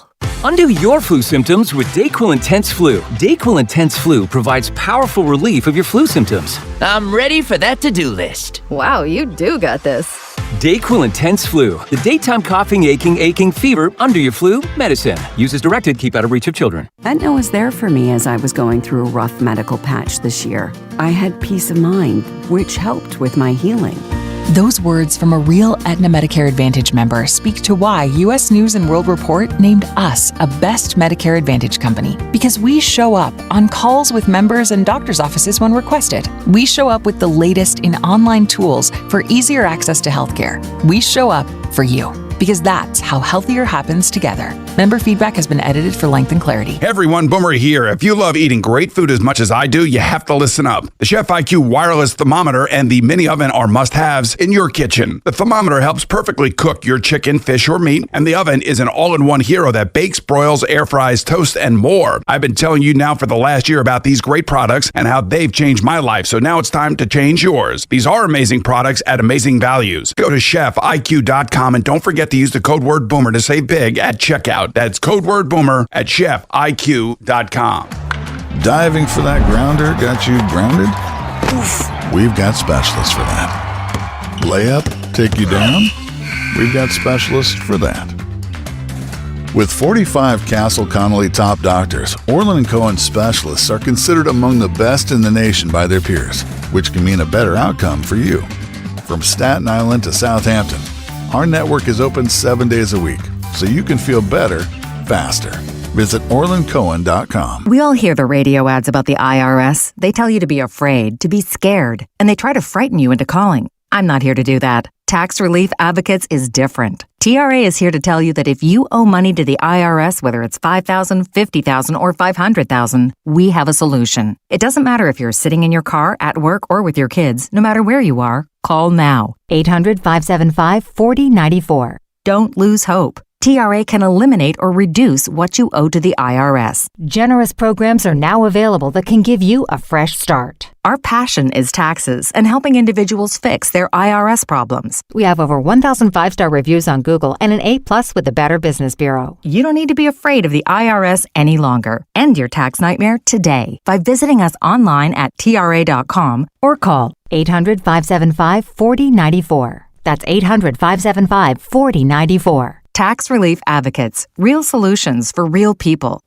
Your official home to talk New York sports is WFAN. Call us anytime at 888-808-1019. The Fan, 1019 FM, and always live on the free Odyssey app. All right. Talk some hoops in about 5 minutes. Mikal Bridges' situation is emerging with the Knicks. We'll get you ready for the WBC. And more of your calls around taking a running back versus not taking a running back, 888-808-1019. But it is time on your Tuesday for another edition of Posted and Toasted. It's time for Posted and Toasted. Posted and Toasted. In 1, 2, 3. Posted and Toasted. Where Evan finds the treats. Posted and Toasted. Will Tiki guess them right? It's Posted and Toasted time. Posted and Toasted. Brought to you by the Rothenberg Law Firm, Injured Visit InjuryLawyer.com, and Princeton Longevity Center. Experience the power of personalized medicine. I'll read the old tweets of our fellow FAN coworkers. Tiki will see if he can guess who it is. Mm-hmm. Are you ready? I am. This one is from February 3rd, 2024. It says, I get that Patino gives St. John's a different feel, but the feel still sucks. Now, you want choices, or are you feeling confident? Paterno gives us... I get that Patino gives St. John's a different feel, but that feel still sucks. That was February of 2024, so 2 years ago. Obviously, things have changed. I'm going to say, because it's non-St. John's fan. So it could be a Rutgers fan. Okay. Maybe that's Recco, but I doubt it. He wouldn't go that hard. Would you say that Patino He's not sucks? that. It's not him, okay. It's got to be Gio. You're going with Greg Giannotti. Yeah. You're wrong. Gio is a St. John's fan, by the way. I did not know that. Yeah, no, he is. Now I do. I mean, a St. John's fan could say that. Like, is this if you're- Sean? Is it Sean? I'm a fat moron. Ah, Sean. Why are you hating on St. John's? You know what's so funny? You got tired of the Patino love? I'm not a fan, if you can't tell by now, of having things and narrative shoved down my face. And the moment he got started, basically St. John's business is going to matter in this town. I hated it. It nauseated me, although I got to be honest, I'm kind of into the St. John's team the last couple games. There you go. Because they're really good this year. They're better than last year. They're more 100%. I agree. I've put my parachute in on Evan, and I've come in, and I love Zuby. No, dude, same thing. I admit it, full parachute. Like, I didn't watch every game. I haven't been a part of the roller coaster. I know they got off to a bad start and all that, the UConn loss, whatever. Yeah. It feels coming into the tournament that they are better. Yeah. And And by the way- Patino makes me laugh on the sideline, if I'm being honest. Nah, Patino's a very likable guy. No doubt about it. I cut off the date on this one, so I'm just going to have to read you the tweet. Okay. Ran into NCAA President Mark Emmert at a Zach Brown Band concert. Oh, this was They me. rocked it. This was me. All right, good. You're correct. Right. I hang with the highfalutin people. I have a feeling he knew that. I hate rookies. Yeah, you Zach nailed Brown that was one. the best, too. I don't know if I want to read this one because it kind of makes the person look bad, but that's okay. Yeah, right. I mean, that's okay. I don't think this person would tweet this in 2026, but in 2011, it was probably 11. more. Is this a cancel culture situation? I don't know. Does it involve any of us three? If not, move along. I'm very, incredibly unimpressed by the St. John's cheerleaders. Is that cancel culture, really? You're just saying you're unimpressed by That them. also could be me. It could be the dance moves. It doesn't have to be anything else. All right. Incredibly unimpressed by the St. John's cheerleaders. Tiki Barber, who posted that one back in 2011. Is this an Al Dukser? You're wrong. No. Nope. Sean thinks it's him. Who would be watching the St. John's In January, January of 2011, someone's commenting how they're unimpressed by the St. John's cheerleaders. And what do they mean? The dance moves? The looks? Like, what are you saying? I'm trying to just think of who would be at a St. John's St. John's game watching the cheerleader. That's a good point. So you're assuming someone's at this game in because 2011. how else are you seeing? That's a fair point. All right. Was it you, Sean? It couldn't have been. You're wrong. Oh, thank God. I thought Sean it was me. has been cleared. I don't know. I have no idea. The person that we're referring to, Clown. is me. Really? Whoa! That's an Evan Roberts post. What? Yeah, what was I doing? Why were you at a St. John's game? Oh, before I was married. Like, I go to a lot of games now, but before I was married, had 2011. responsibilities. Yeah. I went to everything. Yeah. Like, I just did. Like, what? And I was doing, the middays back then ended at 1 o'clock, so I had even more time. And so I'd go to basically everything. Right. Like, why the hell not? And now, I'm an adult. Yeah. So I go to less. I'm going to back you up real quick, Evan, because there was an era we did a lot of Big East stuff around here. We were all young. And I remember thinking to myself at several of those Big East tournaments, regular season games, man, the Big East got a lot of bases in their cheerleaders. What is that? Bases. It's not exactly SEC country. Yeah. I don't know what that means. So in cheer, I only know this because my daughters are at CJA, Central Jersey All-Stars. Yeah. We don't play. And there's a lot. You have tumblers, you have the flyers, the girls that get thrown in the air, and then there are the bases. Now, as you get older, like these level 6 and 7 teams, those bases are dudes. Oh. They're guys. Gotcha. But when they're younger, they're just the I got you. They're just the girls. Yeah, they're, sometimes they're the stronger girls. Stronger girls. Sometimes they're wearing knee braces. I'm not even playing any clips. I'm All just right. letting this go. All right, fair enough. And finally, And this is timely because we all saw Jorge Posada out there coaching for Team Italy. This is from January 9th, 2012. I'm the only Yankee fan who feels this way. Love Jorge Posada. Wish him the best. But he is by far the most overrated Yankee of all time. What is that? That's Sean. I'm a fat moron. No doubt about it. No doubt. And now he's the second most overrated. I love Jorge. He's awesome. I love Jorge too. But we treat him, like he was Dude, Jeter. he was on a dynasty. Yeah. Okay. You just said he's the second most overrated. Who's first? I think after that, because we had such a what is it? Affinity? Affinity for homegrown players. Yeah. Brett Gardner became the most overrated Yankee of all time. Wow, boy. I don't think Brett Gardner's rated that high. People just kept asking for him too after he Thank you. left. That's my point. People couldn't let it go. It was at least 3 years after he was gone. Oh, bring Gardy back? Can we get Gardy back? Thank you. And that's my point. People were obsessed with Brett Gardner. He was a nice little slap hitter who hung on way too long. Yeah, the reason I included this Jorge Posada clip, and do me a favor, pull up Jorge Posada, yesterday after Team Italy lost, and it may have been after the game, before the game, I'm not sure which one, just to be accurate. He was on with Derek Jeter, and he was on with A-Rod, and he was on with David Ortiz. And they asked the question that I was thinking about throughout this tournament, and I'm not the only one, because we all know the deal with Aaron Boone. The clock is ticking. And I don't mean that to be a jerk, because I think he's a fine manager. But the truth is, Brian Cashman only lasts a certain amount of time with managers. Like, they don't last forever. I should stick you in a locker. It's like a decade, right? Yeah. 2018 was his first year. So it's been a long time. And if you look at the expiration date on Girardi and the expiration date on Torrey, it's coming up. And that is just an honest conversation about his future. Doesn't mean they got to win this year. I just know that even if they start winning, or even win the ultimate one, his time's going to run out. Right. And so while I'm watching Posada coaching and Francisco Cervelli managing, it's been a thought like, hey, are these guys candidates to replace Aaron Boone? So I forget who it was. It may have been Jeter, but you'll hear it in the clip. Posada was asked point blank, do you want to manage? Sometime in the future, being a coach or Jeter. a manager, is that something you want to do? This is hard, Jeet, because you hear, the game is at 8 o'clock. I have to be here at 1:30. We leave, after everybody. I don't know. I'm never saying never, but it's hard. I don't think I can be a manager or a coach, but you never know. The 1:30 is killing you, not the night. not the late nights ain't killing you, man. No, it's just a lot of time at the field, just prepping and looking at video, scouting. It just, it takes a lot. Oh, he can't manage. He cannot manage. Yeah. That answer is like... It's a long-ass season. Oh, it sounds like when we tell Tiki we got to do the show till 8:30 for 1:30. Yeah, no, I'm good, man. Yeah. We got to get here at 1:30 and leave when? That cut disqualifies him. Like, he can't even change his mind. No. Because that just shows you the effort isn't going to be there, which is fine. I don't think he wants to change his mind. Great. So, Posada, from now on WFAN, never bring up his name. Yeah. But maybe we should bring up this guy's name. What about you, Francisco Cervelli? Would you like to get a chance to manage a Major League Baseball? Probably. It's I just turned 40 years old. No way. I think this Young is man. a week ago. So I think I got 10 years to do that. Why not? Oh, you know what he basically said? I got the 10-year cycle that Cashman will give me. Right.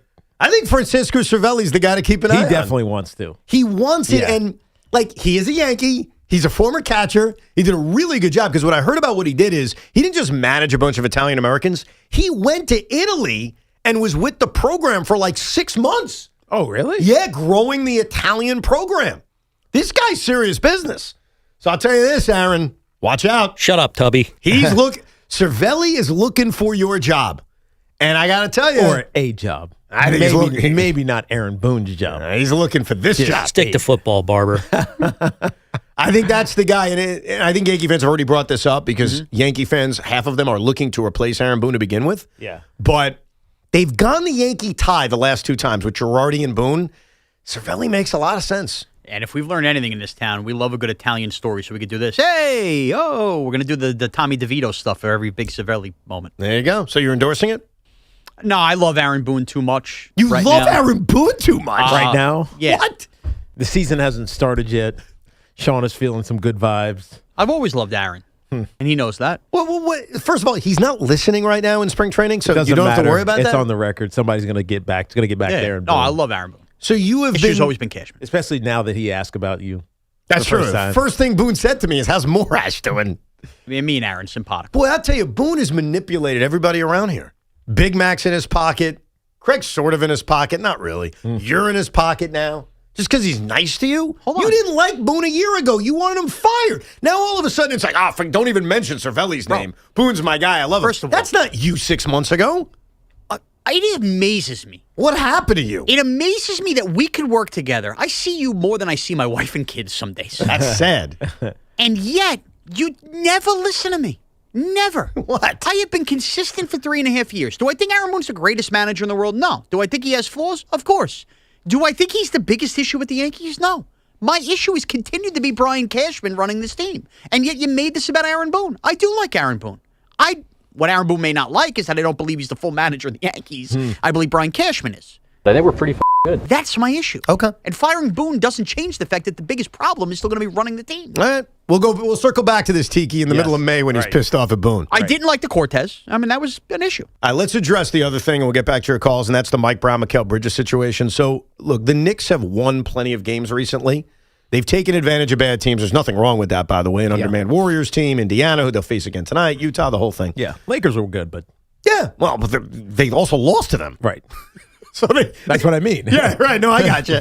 All the other teams you're talking about on the West Coast, they're not trying to win. That's true. That's true. They did lose to Oklahoma City. Well, whatever. The point is, Mikal Bridges is struggling right now. He's in a 7-game slump that has caused Mike Brown to sit him in fourth quarters. His minutes are way down. But listen to his numbers over the last 7 games in case you aren't paying attention. It's kind of nuts. In the last 7 games, averaging right around 28 minutes a game. So it's just below his season average. He's averaging 7 points a game, 4 rebounds, 2 assists. Wow. He is shooting 39% from the field and 21% from 3. He's been a mess. Okay? He's been a mess. To the point where we saw Mike Brown the other day bench him in the fourth quarter. But this is leading to a very popular question that's only going to build. And that is, should Mike Brown tell Mikal Bridges it's time to take a seat and the streak? Mikal Bridges is on an incredible streak right now. I think it's like 650 consecutive games. I think it's 9th all time. Yeah. Should Mike Brown, because Jaylen Brunson may not play tonight. You know why he's not going to play tonight? To just give him an off day. Right. Does it make sense, considering the slump he's in and considering the lack of contact he's wanted over the last year and a half, does it make sense for Mike Brown to have the uncomfortable conversation with Mikal and say, dude, I respect it, I love it, but for the good of you and for the good of the team, sit down and don't play? Yeah, if this is what's driving it, this consecutive games played streak, it's stupid because it doesn't mean anything.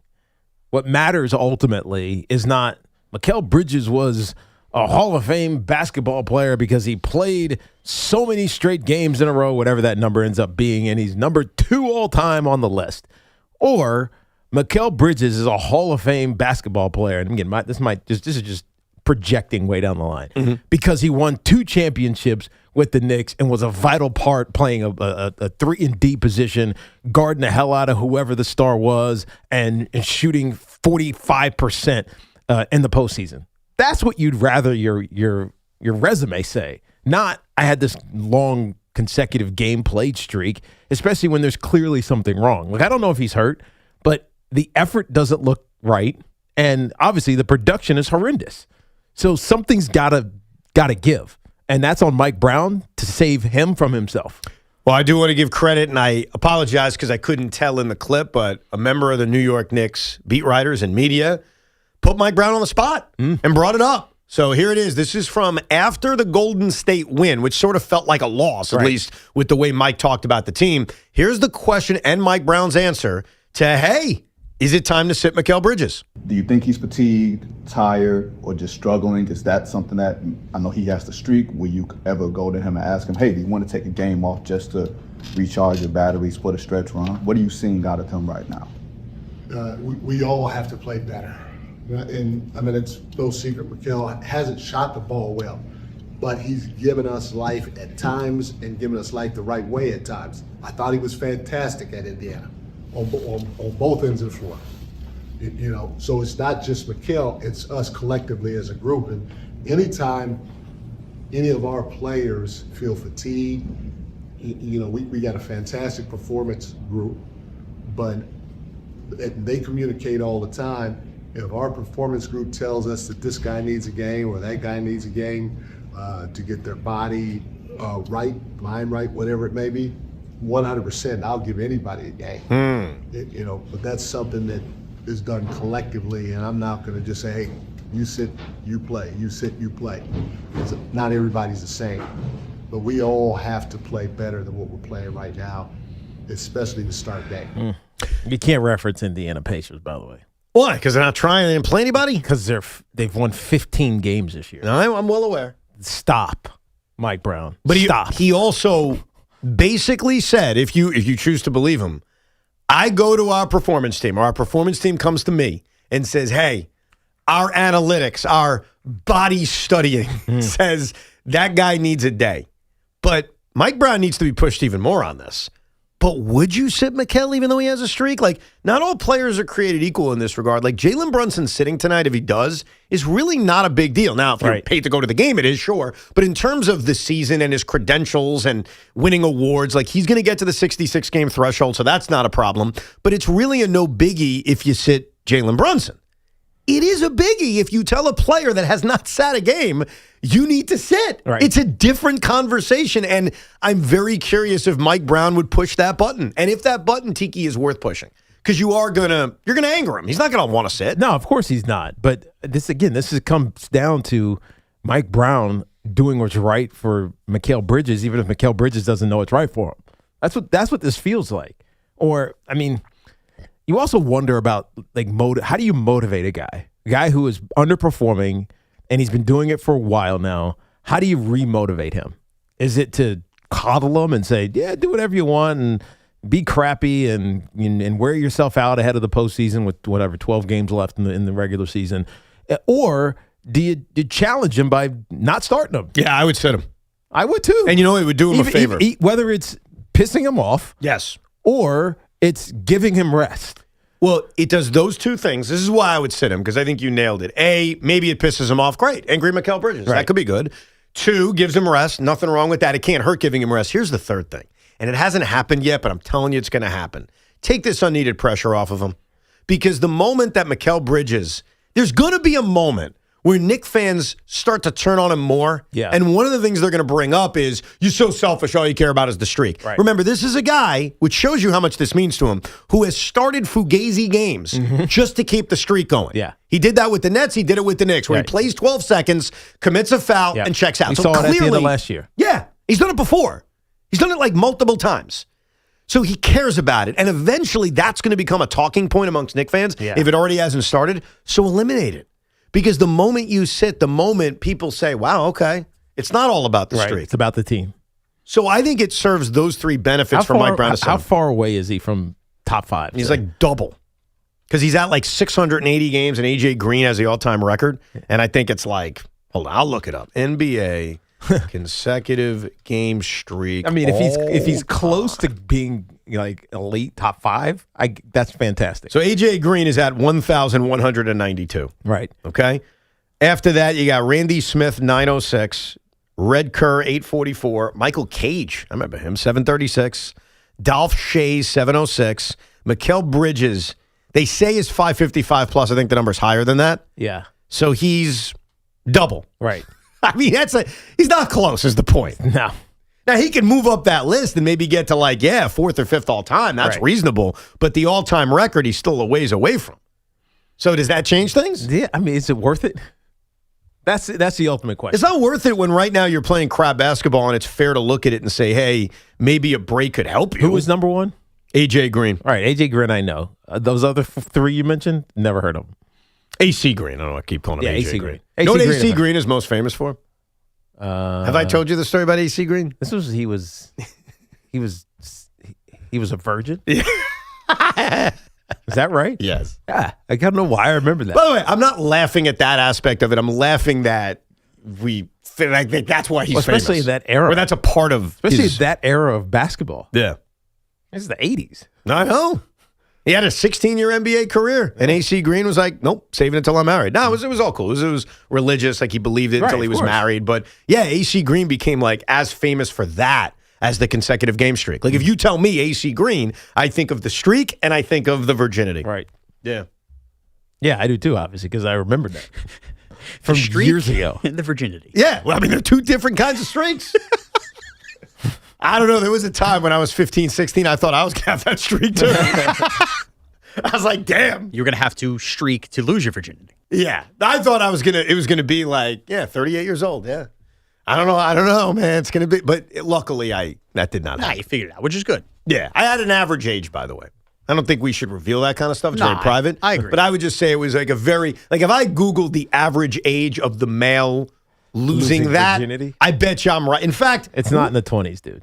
I wasn't in my 20s. You know, if you told me, Jesus, man, if you told me today you could have your choice of any sex tape of anybody that's ever been a public figure in New York City, I think Evan Roberts would be number one. Excuse me? For him losing his virginity. What? I would have to see the immediate after reaction. So, by the way, I've looked it up. In the United States, the average age for a male in losing the V card is 18.4. Yeah. And you know what I was? I mean, can I reveal it? Or is that like you just said we shouldn't reveal it? That's true. No, I'm just comparing myself to the average. Go ahead. You want to brag, tough guy? Go ahead. It's not bragging. Pull down your pants, put it on the table. What do you got? Not bragging. I'm average. Right. The average age is 18.4. I was basically 18.2. Good for you. I'm right around the average. Good for you. What about good for me? Is that good? Yeah, you're above average. No, you're basically average. I was the average age. That's the point. And somehow females are younger. Yeah. Well, because they develop faster. What? Girl dad over We're there. girl dads. Oh, I wasn't I'm saying not it a girl because dad. of that. You're a girl dad. Oh, that's right. That's right. What's the average age?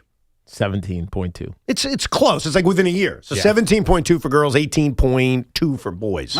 I have girls. I'm not a girl dad. Door is coming off the hinges in the bedroom. You only have girls. I know. It's bad. Oh, is that a different definition? Yes. So if you only have girls, you're a girl dad. If you have girls and boys, then you're just a dad. You're a dad. What about me? I can't only say have I'm boys. a girl dad. I'm a dad of girls. That's true. But I have two boys. Am I a boy dad? Yes. Because I only have boys? No, you're just a dad. No, your wife's a boy mom. That's true. I do. I bought her a sweatshirt once that said boy mom. Boy mom. There you go. Yeah, there you go. We did it. We'll take a quick break. We'll come back with your calls. I promise it'll be very quick. 888-808-1019. We'll also get into the World Baseball Classic and more of your calls. All coming up. What'd you say you needed, buddy? Town Fair. All right. Our friends at Town Fair Tire remind you that at Town Fair Tire, you always get the guaranteed lowest price on name brand tires. From Connecticut to Maine, nobody beats Town Fair Tire. Nobody. Fanatics Fest, the world's #1 sports fan festival, returns to the Javits Center in New York City from July 16th to the 19th. See top athletes and just announced former Met and Yankee greats Mike Piazza, Jorge Posada, David Wright, Mariano Rivera, Keith Hernandez, Don Mattingly, Darryl Strawberry, Andy Pettit, and Jose Reyes. Live panels, autographs, photo ops, rare trading cards, and memorabilia, plus exclusive merch drops you can only get at Fanatics Fest. This is the ultimate weekend where sports and culture collide. Tickets are on sale now, so grab yours at fanaticsfest.com. We're your official station to talk Yankees and Mets. WFAN, WFAN FM, WFAN FM HD1 New York, and Odyssey Sports Station. This is an Odyssey Sports Minute. Sponsored by Old Trapper Beef Jerky. Old Trapper, what's your beef? Uh-oh, here come Luka and the Lakers. 6 wins in a row. Doncic averaging 38 points per game during that run. Wins over Minnesota, Denver, and Houston. The story in the West is no longer just OKC trying to hold off Wemby and the Spurs. It's the Lakers entering the chat and possibly entering the playoffs in less than 4 weeks as the hottest team in the West. I'm Chris Mack.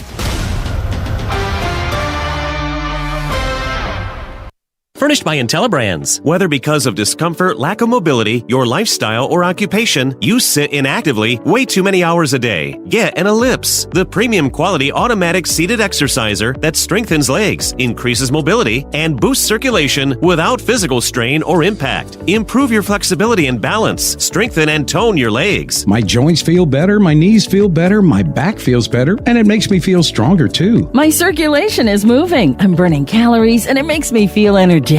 It's so quiet that none of my coworkers even know I'm using it. Call now and order Ellipse, the seated exerciser that strengthens legs, increases mobility, and boosts circulation. And for a limited time, get a free upgrade to our deluxe bundle with a faster motor, sport mat, and wireless remote. Call 800-555-1212. That's 800-555-1212. 800-555-1212 now. These statements and products have not been evaluated by the Food and Drug Administration. These products are not intended to diagnose, treat, cure, or prevent any disease or condition.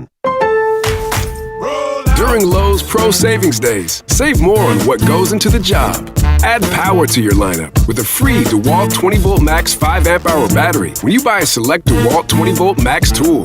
Plus, get up to 35% off select major appliances from Whirlpool, Maytag, and more. Get the job done right. Keep more in your pocket. That's Pro Savings Days. Our best lineup is here at Lowe's. Valid through 3/27. Selection varies by location. While supplies last. A mix of sun and clouds, windy, high 41. Weather brought to you by Staples. From posters and presentations to labels and loyalty cards, Staples has all the print to boost your brand. Shop now in-store and online. Staples. That was easy. It's March savings time at Nielsen Dodge. It's also tax return time, and we have a great money-saving idea. Show us what your tax return is, and we'll double it up to $1,500. You can count on zero down payment, super low lease payments, 0% financing is available. Lease a new 2025 Jeep Grand Cherokee Altitude X 4x4, just $198 a month. Match your tax return up to $1,500 on any new Jeep, Chrysler, Dodge, or Ram. Hundreds of vehicles in stock with big savings off MSRP. And of course, we always give you the credit help you need. Find out what your tax return is before April 15th, and we'll double it up to $1,500. Max your tax only at Nielsen Dodge for a limited time. On Route 10 in East Hanover, or shop online at nielsendodge.com. Declaration of Deal sales event. With approval, term 27 months, due at sign, $51.98. Add tax tag $498 and DMV fees. For tax refund info, see dealer for details. Plumbers, contractors, and HVAC technicians, delivering great work takes the right team backing you up. If you want to score big with your clients, get an assist from your local General Plumbing Supply. GPS's real experts in plumbing, heating, cooling, kitchen, and bath are waiting to help make your next project a layup. So while you're dealing with your own day-to-day madness of getting the right part at the right time with the service you deserve, trust the real experts at General Plumbing Supply. 1-800-CALL-GPS. If you're in the market for a great deal on Toyo tires, get to Town Fair Tire for your absolute best deal. Because at Town Fair Tire, you get the guaranteed lowest price on any Toyo tire. Plus, you get free services for life. And we honor all valid Toyo tire rebates. For the absolute best deal on Toyo tires, get to Town Fair Tire. Because nobody beats a Town Fair Tire deal. And I mean nobody. Name brands at discount prices. Town Fair Tire. I need a little range, step to the range, come on, meet me at the range. Introducing the new Chick-fil-A Jalapeno Ranch Club Sandwich. With that juicy Chick-fil-A chicken on a buttermilk ranch bun, jalapeno ranch sauce, and pickled jalapenos, it's a little ranch with a lot of kick. The new Chick-fil-A Jalapeno Ranch Club with original spicy or grilled filet. Available for a limited time only. Order ahead on the Chick-fil-A app.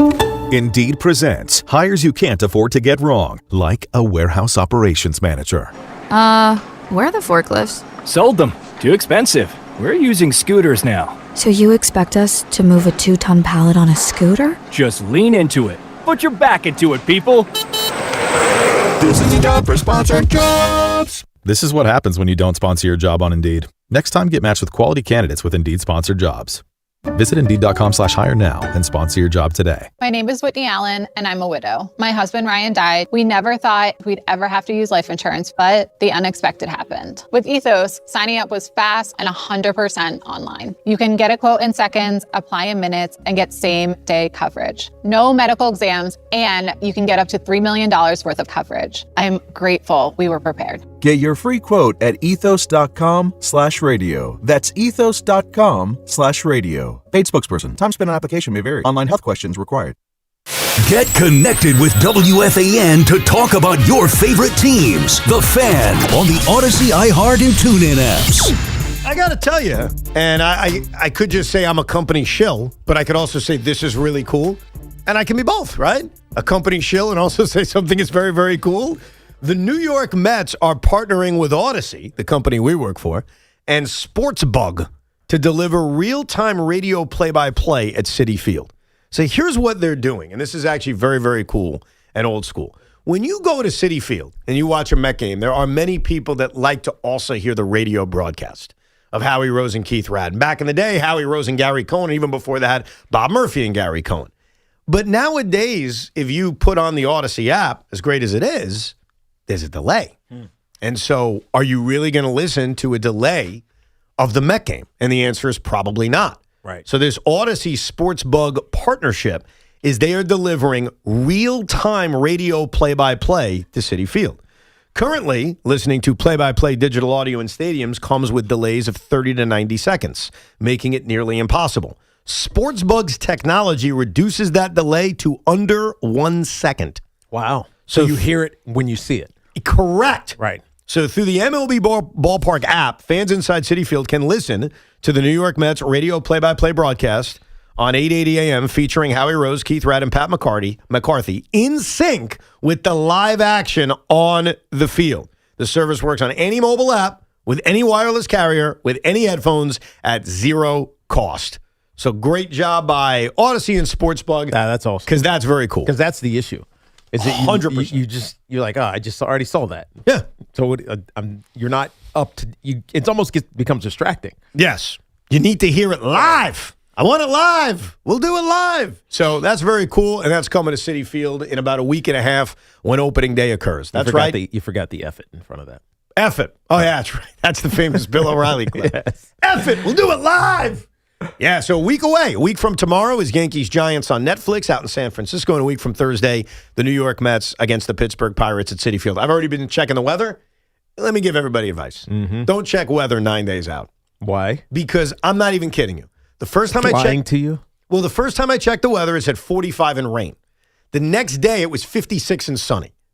How does it go from that to that? So I checked 3 days in a row, and the weather changed so extreme. So I'm going to do it now. A live time weather update for Mets opening day. Are you ready? Okay. Wow. This is awesome. 80. 60 and sunny. So lovely. It's all over the place. So now it looks like we'll get good weather. As far as Yankees opening day, we are still a few days away from getting the 15-day check on that. Because that is 2 weeks from Friday is Yankees opening day. It's a Friday afternoon. It's Good Friday. They're taking on the Miami Marlins, which is weird, but whatever. But that's in such a long period of time, we don't even get the weather update on that yet. But I'm excited to go. Are you going to the game, Tiki? Aren't we? Yeah, but are you staying? That's really my question. I don't know yet. Does a Friday make it less likely or more likely? More likely. Okay. Sean, are you staying? It's Yankee opening day. I don't miss Yankee games if I'm at them. All right. I'll be there too. I can't wait. Can't wait. Ice cream? Let's go. Dude, I don't care if it's 27 degrees. There will be ice cream. And yes, I'll warn everybody. Pre-eating or before or after? When am I eating the ice cream? Yes. Okay. Right? Because we did it last time we went. Yeah. As soon as we got there, right? So here's the deal. We're on the air until the Yankee pregame show. I think the first pitch is 1:30, if I'm not mistaken. Yeah. So we're on the air till 1 o'clock or 12:55. So if we get off the air at 12:55, the ice cream will be in my stomach by 12:58. Nice. That's how I'm doing it. Right. So first thing. Right. And to my fellow Met fans, I'm going to eat out of a helmet. And the helmet's going to have a Yankee logo on it. And that doesn't mean I'm a Yankee fan. Let's go Yankees. Then you're going to drop it on the ground and leave it. Because that's what you did the last time. You know what I did the last time? Exactly what you did the last time. Is that what I did? Yes. I thought I gave it to a kid. Oh, right, you did. You gave it to me to bring home to my two kids. There you go. I give it to people. You know what I did? I went to a Knicks Nets game with my youngest son, Spence, and we had ice cream in a basketball. Basketball. Like, literally, that's what they're doing to try to copy baseball. A little mini half basketball? Yes! Okay, that's kind of cool. It had a Knick logo on it. And my youngest son, he's so on. He's like, I don't like this logo. I said, you're damn right. So then afterwards, I said, what do you want to do with it? It was like a test for him. And he said, I want to give it to Sean. Because he thinks you're the Knicks fan. Well, that's nice. I explained he too thinks me and Tommy. He confuses you and Tommy. Well, I said, Tommy's the Knicks fan, and his response is, who's Tommy? Let's go Yankees. Whoa, he's already been erased? Yeah, he's been erased. He doesn't know who Tommy is. Wow. Yeah, he's dead to him. Poor Tommy. Yeah, it's all right. He'll live. He He'll be lives okay. in your dreams. Like if you have me listen to the radio when you're sleeping.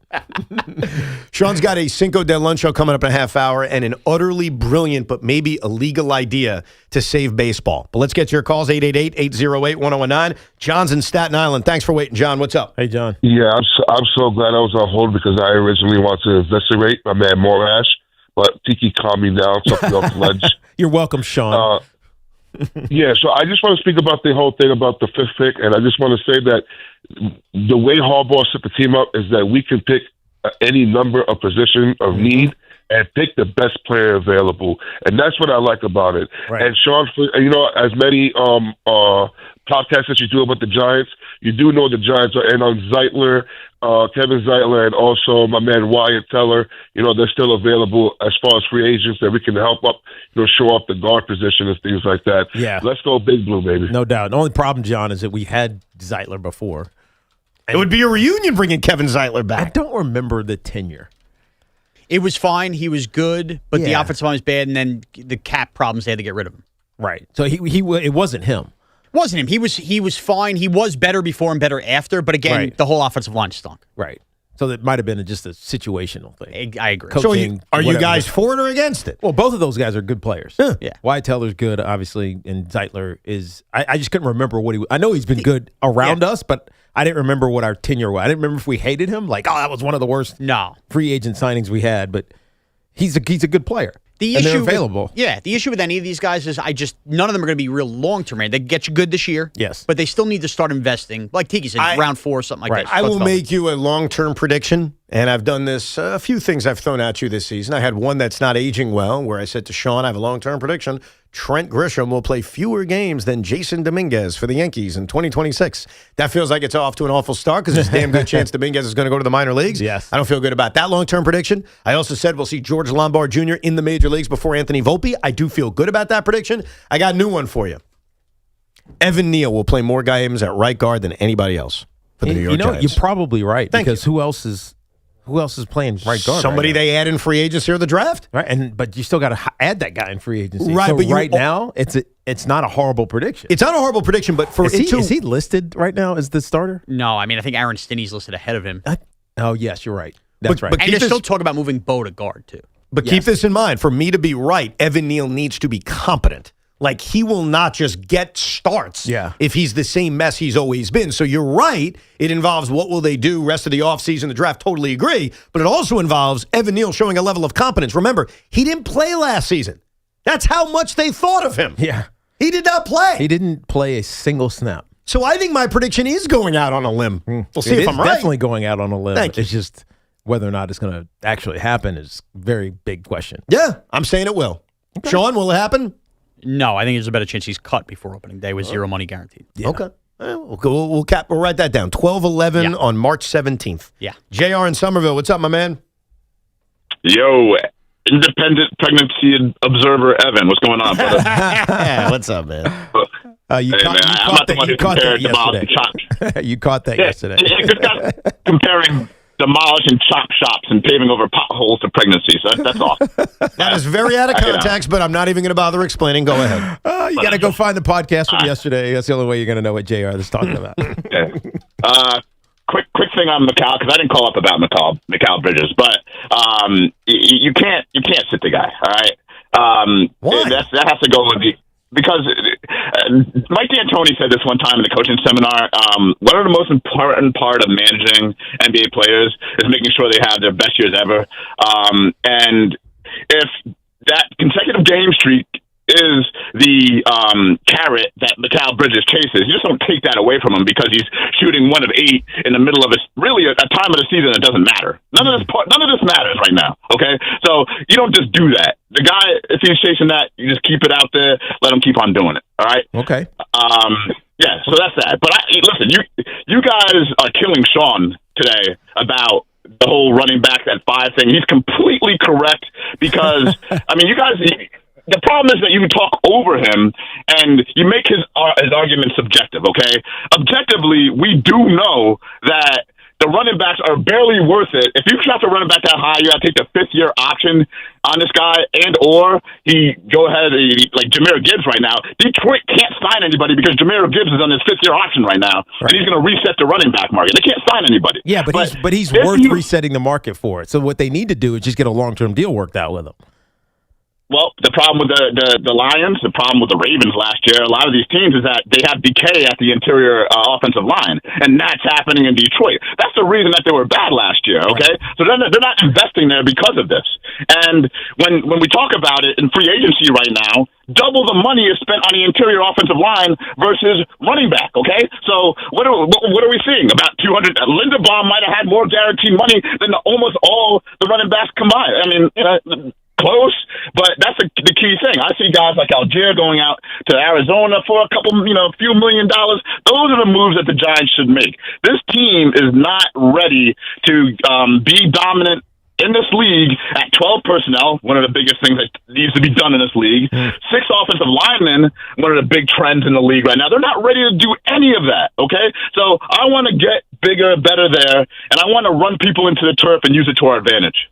Well, I think they are trying to be better at 12 personnel, and now it feels like they're going with 22 personnel or 21 personnel, but it's really 12 because they have a fullback now, Patrick Ricard. So he is essentially a tight end, even though he's a fullback. So you can use him in multiple different ways. He's valuable in that regard. So I get what you're talking about, but I still believe that if you're set up and have good players everywhere, then you can take the best available player in the draft when you're picking that high. To address the Bridges point. By the way, I'm with JR. I'm not saying do it. I understand why they might. I think if you're going to do that, you have good players everywhere. Take an elite difference maker, it's at linebacker or safety, to be perfectly honest with you, even though it's very unconventional because safeties don't go that high. Right, very rare, as we talked about. Here's the thing with Mikal Bridges, and JR's right that this is an irrelevant time of the season. I completely agree. Like, this is probably the most difficult time to be an NBA player. Yeah. Especially if you've played all season the way Bridges has. Do the games even matter at this point? Not that the Knicks are locked into a seed. They're likely to be the 3 seed. Sure, they could drop the 4. Sure, they could jump to 2. Right. I get all that. But these guys have played a lot of minutes. It's a long-ass season, and the games do not matter that much. So I completely agree that if you're going to go through a 7-game tailspin, let it be in the middle of March as opposed to the middle of April in the middle of May. So I agree with that. But here's my concern, and I have laid this out for 2 years now about Mikal Bridges. I wonder, based on his body and based on the minutes he's played over the years, if a part of the reason he is not looking for contact is he is worn the bleep out. It is a fair worry to have. And that doesn't just get fixed. And it's not like he's a thick athlete. He's lean. It's incredible that he's played every game. Like, I commend him for that. As much as, it's fugazi to get yourself in for 15 seconds in game 82, or that 1 year where he actually had a 83rd game. Fine, it's fugazi. I still respect the hell out of the fact that in an age of maintenance days and an age of sitting, Mikal Bridges doesn't do that. And I give him the utmost respect. But if you are worried that maybe he's worn down, playing through it in March against the Pacers ain't the answer either. So it doesn't mean he can't give you an explosive playoff game against Boston like he did last year. But if you are worried that wear and tear is a factor, then I think you have to put that above a streak. Yeah. And I have too much respect for Mikal Bridges to think that the carrot in his NBA career is a streak that is not Cal Ripken's. I think he cares about more than just that. Yeah. I mean, but how long has this streak been going on? Since his career started. I don't think he's missed a game since he's entered the league, bro. I mean, I'm being serious. That is insane. Now I'm looking. Yeah. If you go back, no, he played 19. No. He played 82 games in 2019. That was the pandemic in 2020. That's a pandemic year, right? And then even 2021 was not a full year, so those numbers may look deceiving. Yeah. And then from then on, it's every single game, including the oddities of 83 games he played the year he was traded from Phoenix to the Nets. So it's and by the way, I don't even know about Villanova. Go back to his Villanova days. Did he miss a game there? He may not have. It's amazing. Like, I commend him for it. But is it worth it? I don't think it's worth it for Knicks fans, that's it for sure. probably isn't, but to him it is. And I think that's what JR is getting at. Well, if to him it makes him feel like you're going to lose him. You're going to lose him if you sit him. You think he's going to quit on the New York Knicks? You really think he's going to do that? That's so disrespectful to the player. I'm not saying you're saying that, but kind of JR is saying that. And dude, his sophomore year he only played 36 out of 40 games. Oh man, what's wrong with him? His freshman and his junior year, he played all 40. Wow. Dude, it's incredible. It really but is. You don't So he's missed 4 games since he was 18 years old. You think that's wearing on him? I mean, how can it not? Well, that's the point. That's the point. If your answer is how can it not, which I happen to agree with you about, then you have to at least consider it. And Mike Brown, we played the clip about an hour ago. You could rewind on the Odyssey app, or a little less than an hour ago. It's more like 40 minutes ago. Mike Brown said, our performance team will come to me and say, hey, that guy needs a break. You're telling me the performance team doesn't look at Mikal Bridges and say that guy could use a break based on all the analytics and all the studies and the fact that he hasn't missed a game since he was 12? What are you laughing about? I said 18. You said 12. Well, sometimes you got to exaggerate to make a point. Let's go to Dom in New Rochelle. What's up, Dom? Hey, what's up, boys? Yo. I want to put this Jeremiah Love affair to bed here. Unfortunately, by not addressing cornerbacks so far this offseason, now they are going to need to draft a position. Right. I'm hoping we take the corner from LSU or Sonny Styles. And yes, I know they're still rookies, but in today's NFL, Tiki, you know this too. Every top team has a shutdown corner or a really good one. No, that's right. We cannot go into the season with Banks and a no-name starter. Drew Phillips is a slot corner, the major issue on this roster. They couldn't stop the run last year also. Second level of defense was atrocious. So I'm good with Cam and Tracy as a 1-2 punch. Yeah, and I think most people are. And again, I'm just not emotional about it. I think that's where I differ from Sean. Because you're able to remove yourself from the scar tissue of 2018, which I don't think a lot of Giant fans are capable of doing. That's right. Because I can look at 2018 and understand why they wanted to do that, even though I completely disagree with it. Yeah, it was a desperate move. That's the way I viewed it. They were desperate to prolong the Eli Manning era.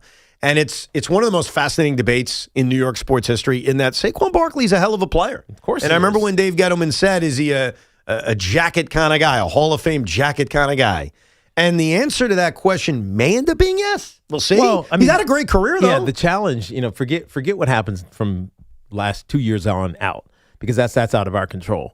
But I think the Dave Gettleman issue was that he put this expectation on Saquon that he didn't build it enough for Saquon to even get close to reaching that. Mm-hmm. If Saquon had spent his entire career as a Giant, he would not have been close to being Hall of Fame. Agree, but I think a big part of it is what you laid out earlier, that he came into a franchise that had a terrible offensive line and an aging quarterback and expectations to be Jim Brown. Yeah.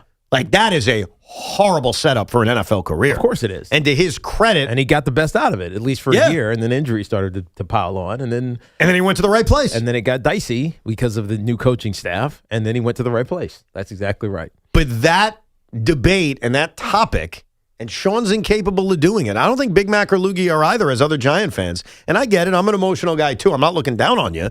But you are incapable of removing that decision from thinking about 2026 objectively. That's a fact.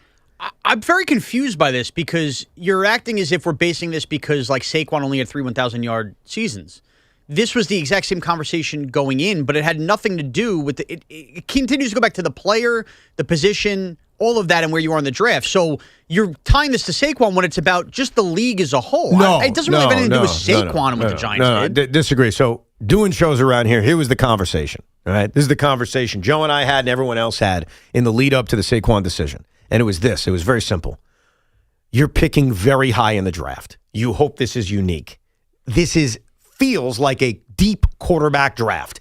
Eli Manning is in his late 30s. You have to take advantage of the moment take advantage of the situation, and you have to find your franchise quarterback, and you have to do it right now. That was the debate. It was not about value of a running back. That became the debate. It was they have to get a quarterback. And Dave Gettleman decided, nah, we can get a few more out of Eli. That's what it was all about. I guess this is where we disagree. I don't deny that. And that's why the circumstances are so different, because you're not looking to go get your franchise. I think I just inherently saw the problem, because I was fine with taking Quentin Nelson or Bradley Chubb at the time because of position. So I think I'm just looking at it from a different lens than Evan. Because to me, it's about the positional value. Right, but the argument then was about the quarterback more than anything. That's fine. It wasn't just the positional value. That wasn't my argument. I think that's where I'm losing sight. You didn't want to take a quarterback? I did want Josh Rosen. I'm not going to pretend to do that. But when I was ordering the guys I wanted, I had both. I know I had both Nelson and Chubb. I had beast on the idea of a running back at 2. Sean's got a Cinco de Lunch show coming up. More of your calls, 888-808-1019. And we'll get you set for tonight's WBC final, including an idea that I think a few people are starting to have that can save Major League Baseball in 2027. We'll go through the details of that coming up. It is Evan and Tiki until 2 this afternoon. If you're looking to level up your wardrobe, check out Collars & Co. You might have seen them on Shark Tank, where they landed a deal with Mark Cuban. They're the team behind the dress color polo that sold over 1 million shirts. Well, now they've launched the Maverick Performance Blazer. And this thing is legit, sharp, lightweight, and completely wrinkle-resistant, making it perfect for travel. Just pack it up and it comes out looking fresh. Plus, get smart features like security zip pockets, a sunglasses loop, and an optional pocket square. So hit up my boys over at collarsandco.com. Use code Tiki for 20% off. That's at collarsandco.com. It is tournament time, and this March Fanatics Sportsbook has 10 times the rewards. Starting round 1, they're giving you 10 profit boosts every single tournament game day. That means first round, second round, round of 16, all the way down to the last 4 and the national championship. 10 chances every game day to level up your winnings, but that's not all. Your bet earns up to 10% fan cash back, which you can use on anything in the Fanatics universe. We're talking team gear, tickets, collectibles, and a whole lot more. Plus, if you're new to Fanatics Sportsbook, you can get up to a $1,000 bet matched in fan cash for your first 10 days. It's time to shoot your shot. The tournament hits different with Fanatics Sportsbook. Must be 21 or over. Gambling problem, call 800-GAMBLER. New York residents, call 877-8-HOPE-NY or text HOPE-NY 467-369. Connecticut residents, call 888-789-7777 or visit ccpg.org. This portion of the program is sponsored by Paramus Chevrolet. It is also sponsored by Flag and Anthem, real clothes for real life. Check out Flag and Anthem's new college game day shop with all the gear you love, now with your favorite school's logo. And don't miss Flag and Anthem's latest spring drop with Wear Now gear. Flag and Anthem has you covered. Visit flagandanthem.com and refresh your closet. Flag and Anthem, premium clothes without the premium price tag. Together, let's drive at Paramus Chevrolet. For just $287 a month and just $287 due at delivery, lease a brand new Trax Sporty Wagon 2RS with front-wheel drive for 39 months. Buying, enjoy 0.0% APR financing for well-qualified buyers. Visit ParamusChevrolet.com today. Hi, I'm Kamiko, the founder of Miko's Hot Chicken. When we started our family restaurant, we were also raising a family. But let me tell you, it wasn't easy. Our Chase Ink card was there to reward us on all of our business needs. Now we have a thriving location, and we're hungry for more. With the Chase Ink Business Unlimited card, you can earn unlimited 1.5% cash back on every purchase, so your business can go from here to possible. Chase for Business. Make more with yours. Real business owners compensated for their participation. Cards issued by JP Morgan Chase Bank and a member FDIC. Subject to credit approval. Terms apply. The pros know nobody beats FW Web. With extensive inventory, personalized service, and a fleet of trucks across the Northeast, FW Web supports all customers, from one-van contractors to large facility operators. For planned projects, emergency jobs, or maintenance, FW Web has what you need, when and where you need it. For plumbing, heating, HVAC, refrigeration, propane gas, and PVF jobs. With over 100 locations, visit FWWeb.com to find one near you. It's a fact. Town Fair Tire is the area's largest name brand discount tire dealer. It's a fact. Town Fair Tire sells Toyo tires for the guaranteed lowest price. Plus, Town Fair gives you more free services than any other tire dealer for the life of your Toyo tires. So, if you're looking for Toyo tires, nobody beats a Town Fair Tire deal. Nobody. And that, my friends, is a fact. Name brands at discount prices. Town Fair Tire. At NYU Langone Health, we know there really is no place like home. That's why we get our surgery patients home faster and have fewer readmissions than any other health system. That means once you're home, you won't need to go back for the same procedure. Instead, you can get back to the things you love. And the next time you need something else, we're here. Better health starts with a better health system. Learn more at nyulangonehealth.org. Shopping with your parents can be embarrassing. Why would they sell jeans with holes in them? I'm going to speak to the manager. Mom! That hoodie is giving. You should get it. YOLO. Thanks to the Chase mobile app, your kid can shop independently while you keep an eye on their spending. So you can go from we can be twinsies to how was shopping? Saw you stayed on budget. Thanks, Mom. Freedom for kids, control for parents. That's family banking from Chase. Account subject to approval. Chase mobile app is available for select mobile devices. Message and data rates may apply. JP Morgan Chase Bank N.A. Member FDIC. Jake from State Farm. I just beat my running PR, so I'm celebrating with the Banana Bonanza smoothie. Hey, and you can keep celebrating when you create an affordable price just for you by bundling your home and auto with the State Farm Personal Price Plan. Go bananas. I will. Hey, make it a large. Bundling, just another way to save with the Personal Price Plan. Like a good neighbor, State Farm is there. Prices are based on rating plans that vary by state. Coverage options are selected by the customer. Availability, amount of discounts and savings, and eligibility vary by state. I'm a 100% kind of guy, so I got Verizon Fios. It's 100% fiber internet because I do everything at 100%. What game should we watch? 100% of them. She hits a penalty kick out of the park from way downtown for a beautiful shot onto the green. You either have 100% fiber internet or you don't. Get Verizon Fios. It's super fast and reliable with ultra low lag. It's 100% or nothing. Call 1-833-VERIZON to switch today.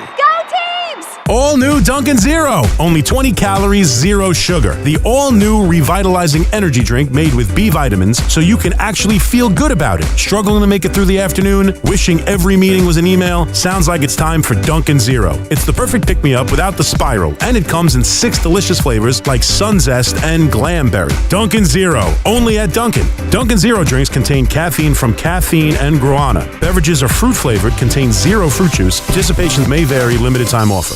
Todd, I've come to Ramsey Chrysler Jeep Dodge Ram to make a declaration of deals on all Jeeps at Ramsey. And during the Declaration of Deals sales event happening now, you can save big on a new 2025 Jeep Grand Cherokee El Laredo X 4x4. Lease for $199 a month for 24 months or purchase with 0% APR financing for 60 months. And no monthly payment for 90 days. Check out the new 2026 Jeep Wrangler 4-Door Sport S 4x4 for just $289 a month for 36 months. Or purchase and get 0% APR for 36 months and no monthly payments for 90 days. The Declaration of Deals sales event at Ramsey Chrysler Jeep Dodge Ram. Exceptional people, exceptional deals. Call 833-853-2969 for details. $2,500 down plus tax, title, registration, and fees. Zero security deposit. VIN number S8737680. 0% APR at $1667 per $1,000 financed. VIN number TW238472. 0% APR at $2778 per $1,000 financed. Deferred payment for qualified buyers through Stellantis Financial. Interest accrues from date of purchase. Offers end 3/31/26. $5,000. That's the average amount of money people in the U.S. are now spending on gas in a year. $5,000. That's crazy. If you drive, you have to download Upside, the free app that gives you cash back every time you get gas. That's right. You can earn real cash back with Upside just by buying the gas you're already buying. You can literally start earning cash back today. I use Upside every time I fill up, and I've already made around $200-300. You're putting gas in your car anyway. Why not get real cash back? If you like free money, download Upside. I'm saving the cash I earn from using Upside to help pay for a vacation later this year. Download the free Upside app now to earn cash back every time you buy gas. Use promo code FRESH to get an extra 35 cents per gallon on your first tank. You can cash out anytime right to your bank, PayPal, or a gift card for Amazon and other brands. Just download the free Upside app and use promo code FRESH for a 35 cents per gallon bonus on your first tank. That's code FRESH for a 35 cents per gallon bonus. Talk New York sports here. The Fan. This Fan Focus is sponsored by Chef IQ, precision cooking, effortless results, chefiq.com. Earlier today, Jaylen Waddle was moved from the Dolphins to the Broncos. The Dolphins do get a first-round pick as a part of that, and the wide receiver carousel continues. The Eagles have reached a one-year deal with Hollywood Brown to come into their receiver room. How about that? Can't wait till A.J. Brown is traded, because it does feel inevitable that's going to happen, just a matter of when. And I wouldn't even say to whom, because I think it's obvious where he's going to get traded, which is unfortunately the New England Patriots. The question is, when does that happen? But yeah, Sean mentioned, big deal today, Jaylen Waddle being sent from Miami to Denver. An idea to save baseball a year from now. But first, Sean is about to feed us. Sean Moraes in the booth, somebody hide the castle. Optics flying, phones ringing, Evans yelling, no! Tiki's laughing, chaos cracking, nobody's in control. It's Cinco de Roncho. Bam! Crunch! Let's go! Let's go! Cinco de Luncho, brought to you by Helix Wireless, connecting everything, everywhere. Hope everybody's enjoying that overrated corned beef and cabbage for lunch. I'm here to celebrate St. Patrick's Day with you the right way by giving you the 5 greatest St. Patricks in sports history. Here we go. Here we go! Number 5. Danica Patrick. A female joins NASCAR and could race like that? How is Danica Patrick not one of the great St. Patricks of all time? The great St. Patricks of all time. In sports. In sports, okay. All right, here we go. Number 4. Patrick Ewing.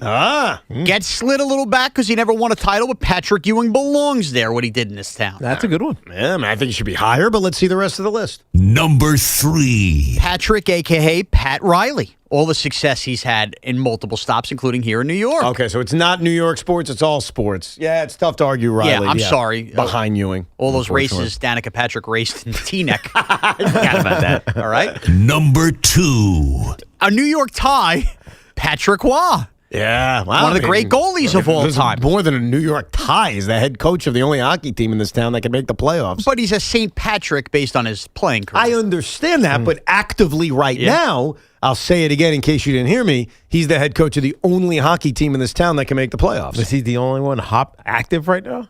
What do you mean? I mean, the Devils and the Rangers suck. Is he the only Patrick on this list that's active right now? No, not necessarily. Number 1. Number 1 is Patrick Mahomes, who, if you told me today, close my eyes, who's the greatest quarterback I've ever witnessed play the position, it's Patrick Mahomes. Wow. Yeah. That's high praise. It doesn't mean greatest winner or greatest play. I think just the way he plays the position, he's the greatest I've ever watched. Well, he is right now, and it's going to be tough to keep up with this. Right now, through the early parts of their careers, he's ahead of Tom Brady. The difficult thing is keeping up. Right. Because Tom had a resurgence late in his career that was pretty crazy. Well, it was post-ACL, right? Yeah. How many did Tom have after his ACL injury? Well, it took a while because 08, 09, nothing. 10, nothing. 11, nothing. 12, I think it was 3. Yeah. Well, he got his 3, but it was all like 7 years after the injury. How long after he did his ACL? Yeah, like 7 years later. 7 years. That's crazy to think about. 2 different dynasties with Brady. It's crazy. Yeah. And so Pat Mahomes is kind of going through something similar because he coming off the knee injury. No doubt. It's eerily similar to the Brady stuff. The difference and the question is going to be, Tom had the same head coach till he left town in Bill Belichick. Patrick Mahomes, is he really going to have Andy Reid until he's 38 years old? Well, Andy Reid's he's not ancient. What is he, 67, 68? So you think he's going to go until he's 75? I mean, maybe. I guess it's Unless possible. because also I don't think the turnaround is as long as it took the Patriots. Andy Reid, by the way, turned 68 in 2 days. Yeah. 68. That was cool. Good guess. That was a very good guess, but I would guess right now Patrick Mahomes will have another head coach in his NFL career. Yeah, and so Andy Reid's not going to coach till he's 80. Give Andy Reid another 4 years, something like that, 4 or 5 years. Yeah, because I don't get the sense he wants to retire now, but I could see him getting to 74, which is 7 years. But Mahomes will outlast that. I would guess. I don't know him from a hole in the wall, but I would say, well, actually I do because he was my Pro Bowl coach one year. But I would think that Andy Reid wants to give it another shot at winning championships with this Patrick Reid. Oh, no doubt. Patrick Mahomes situation. So if they get back and start competing again, he'll keep coaching. Yeah. If it's looking like this is going to be a 4 or 5 year project, it probably doesn't make sense. There's your Cinco de lunch show every day right around lunchtime. So I've heard 2 people slightly refer to it and never go all in on it. I'd like to go all in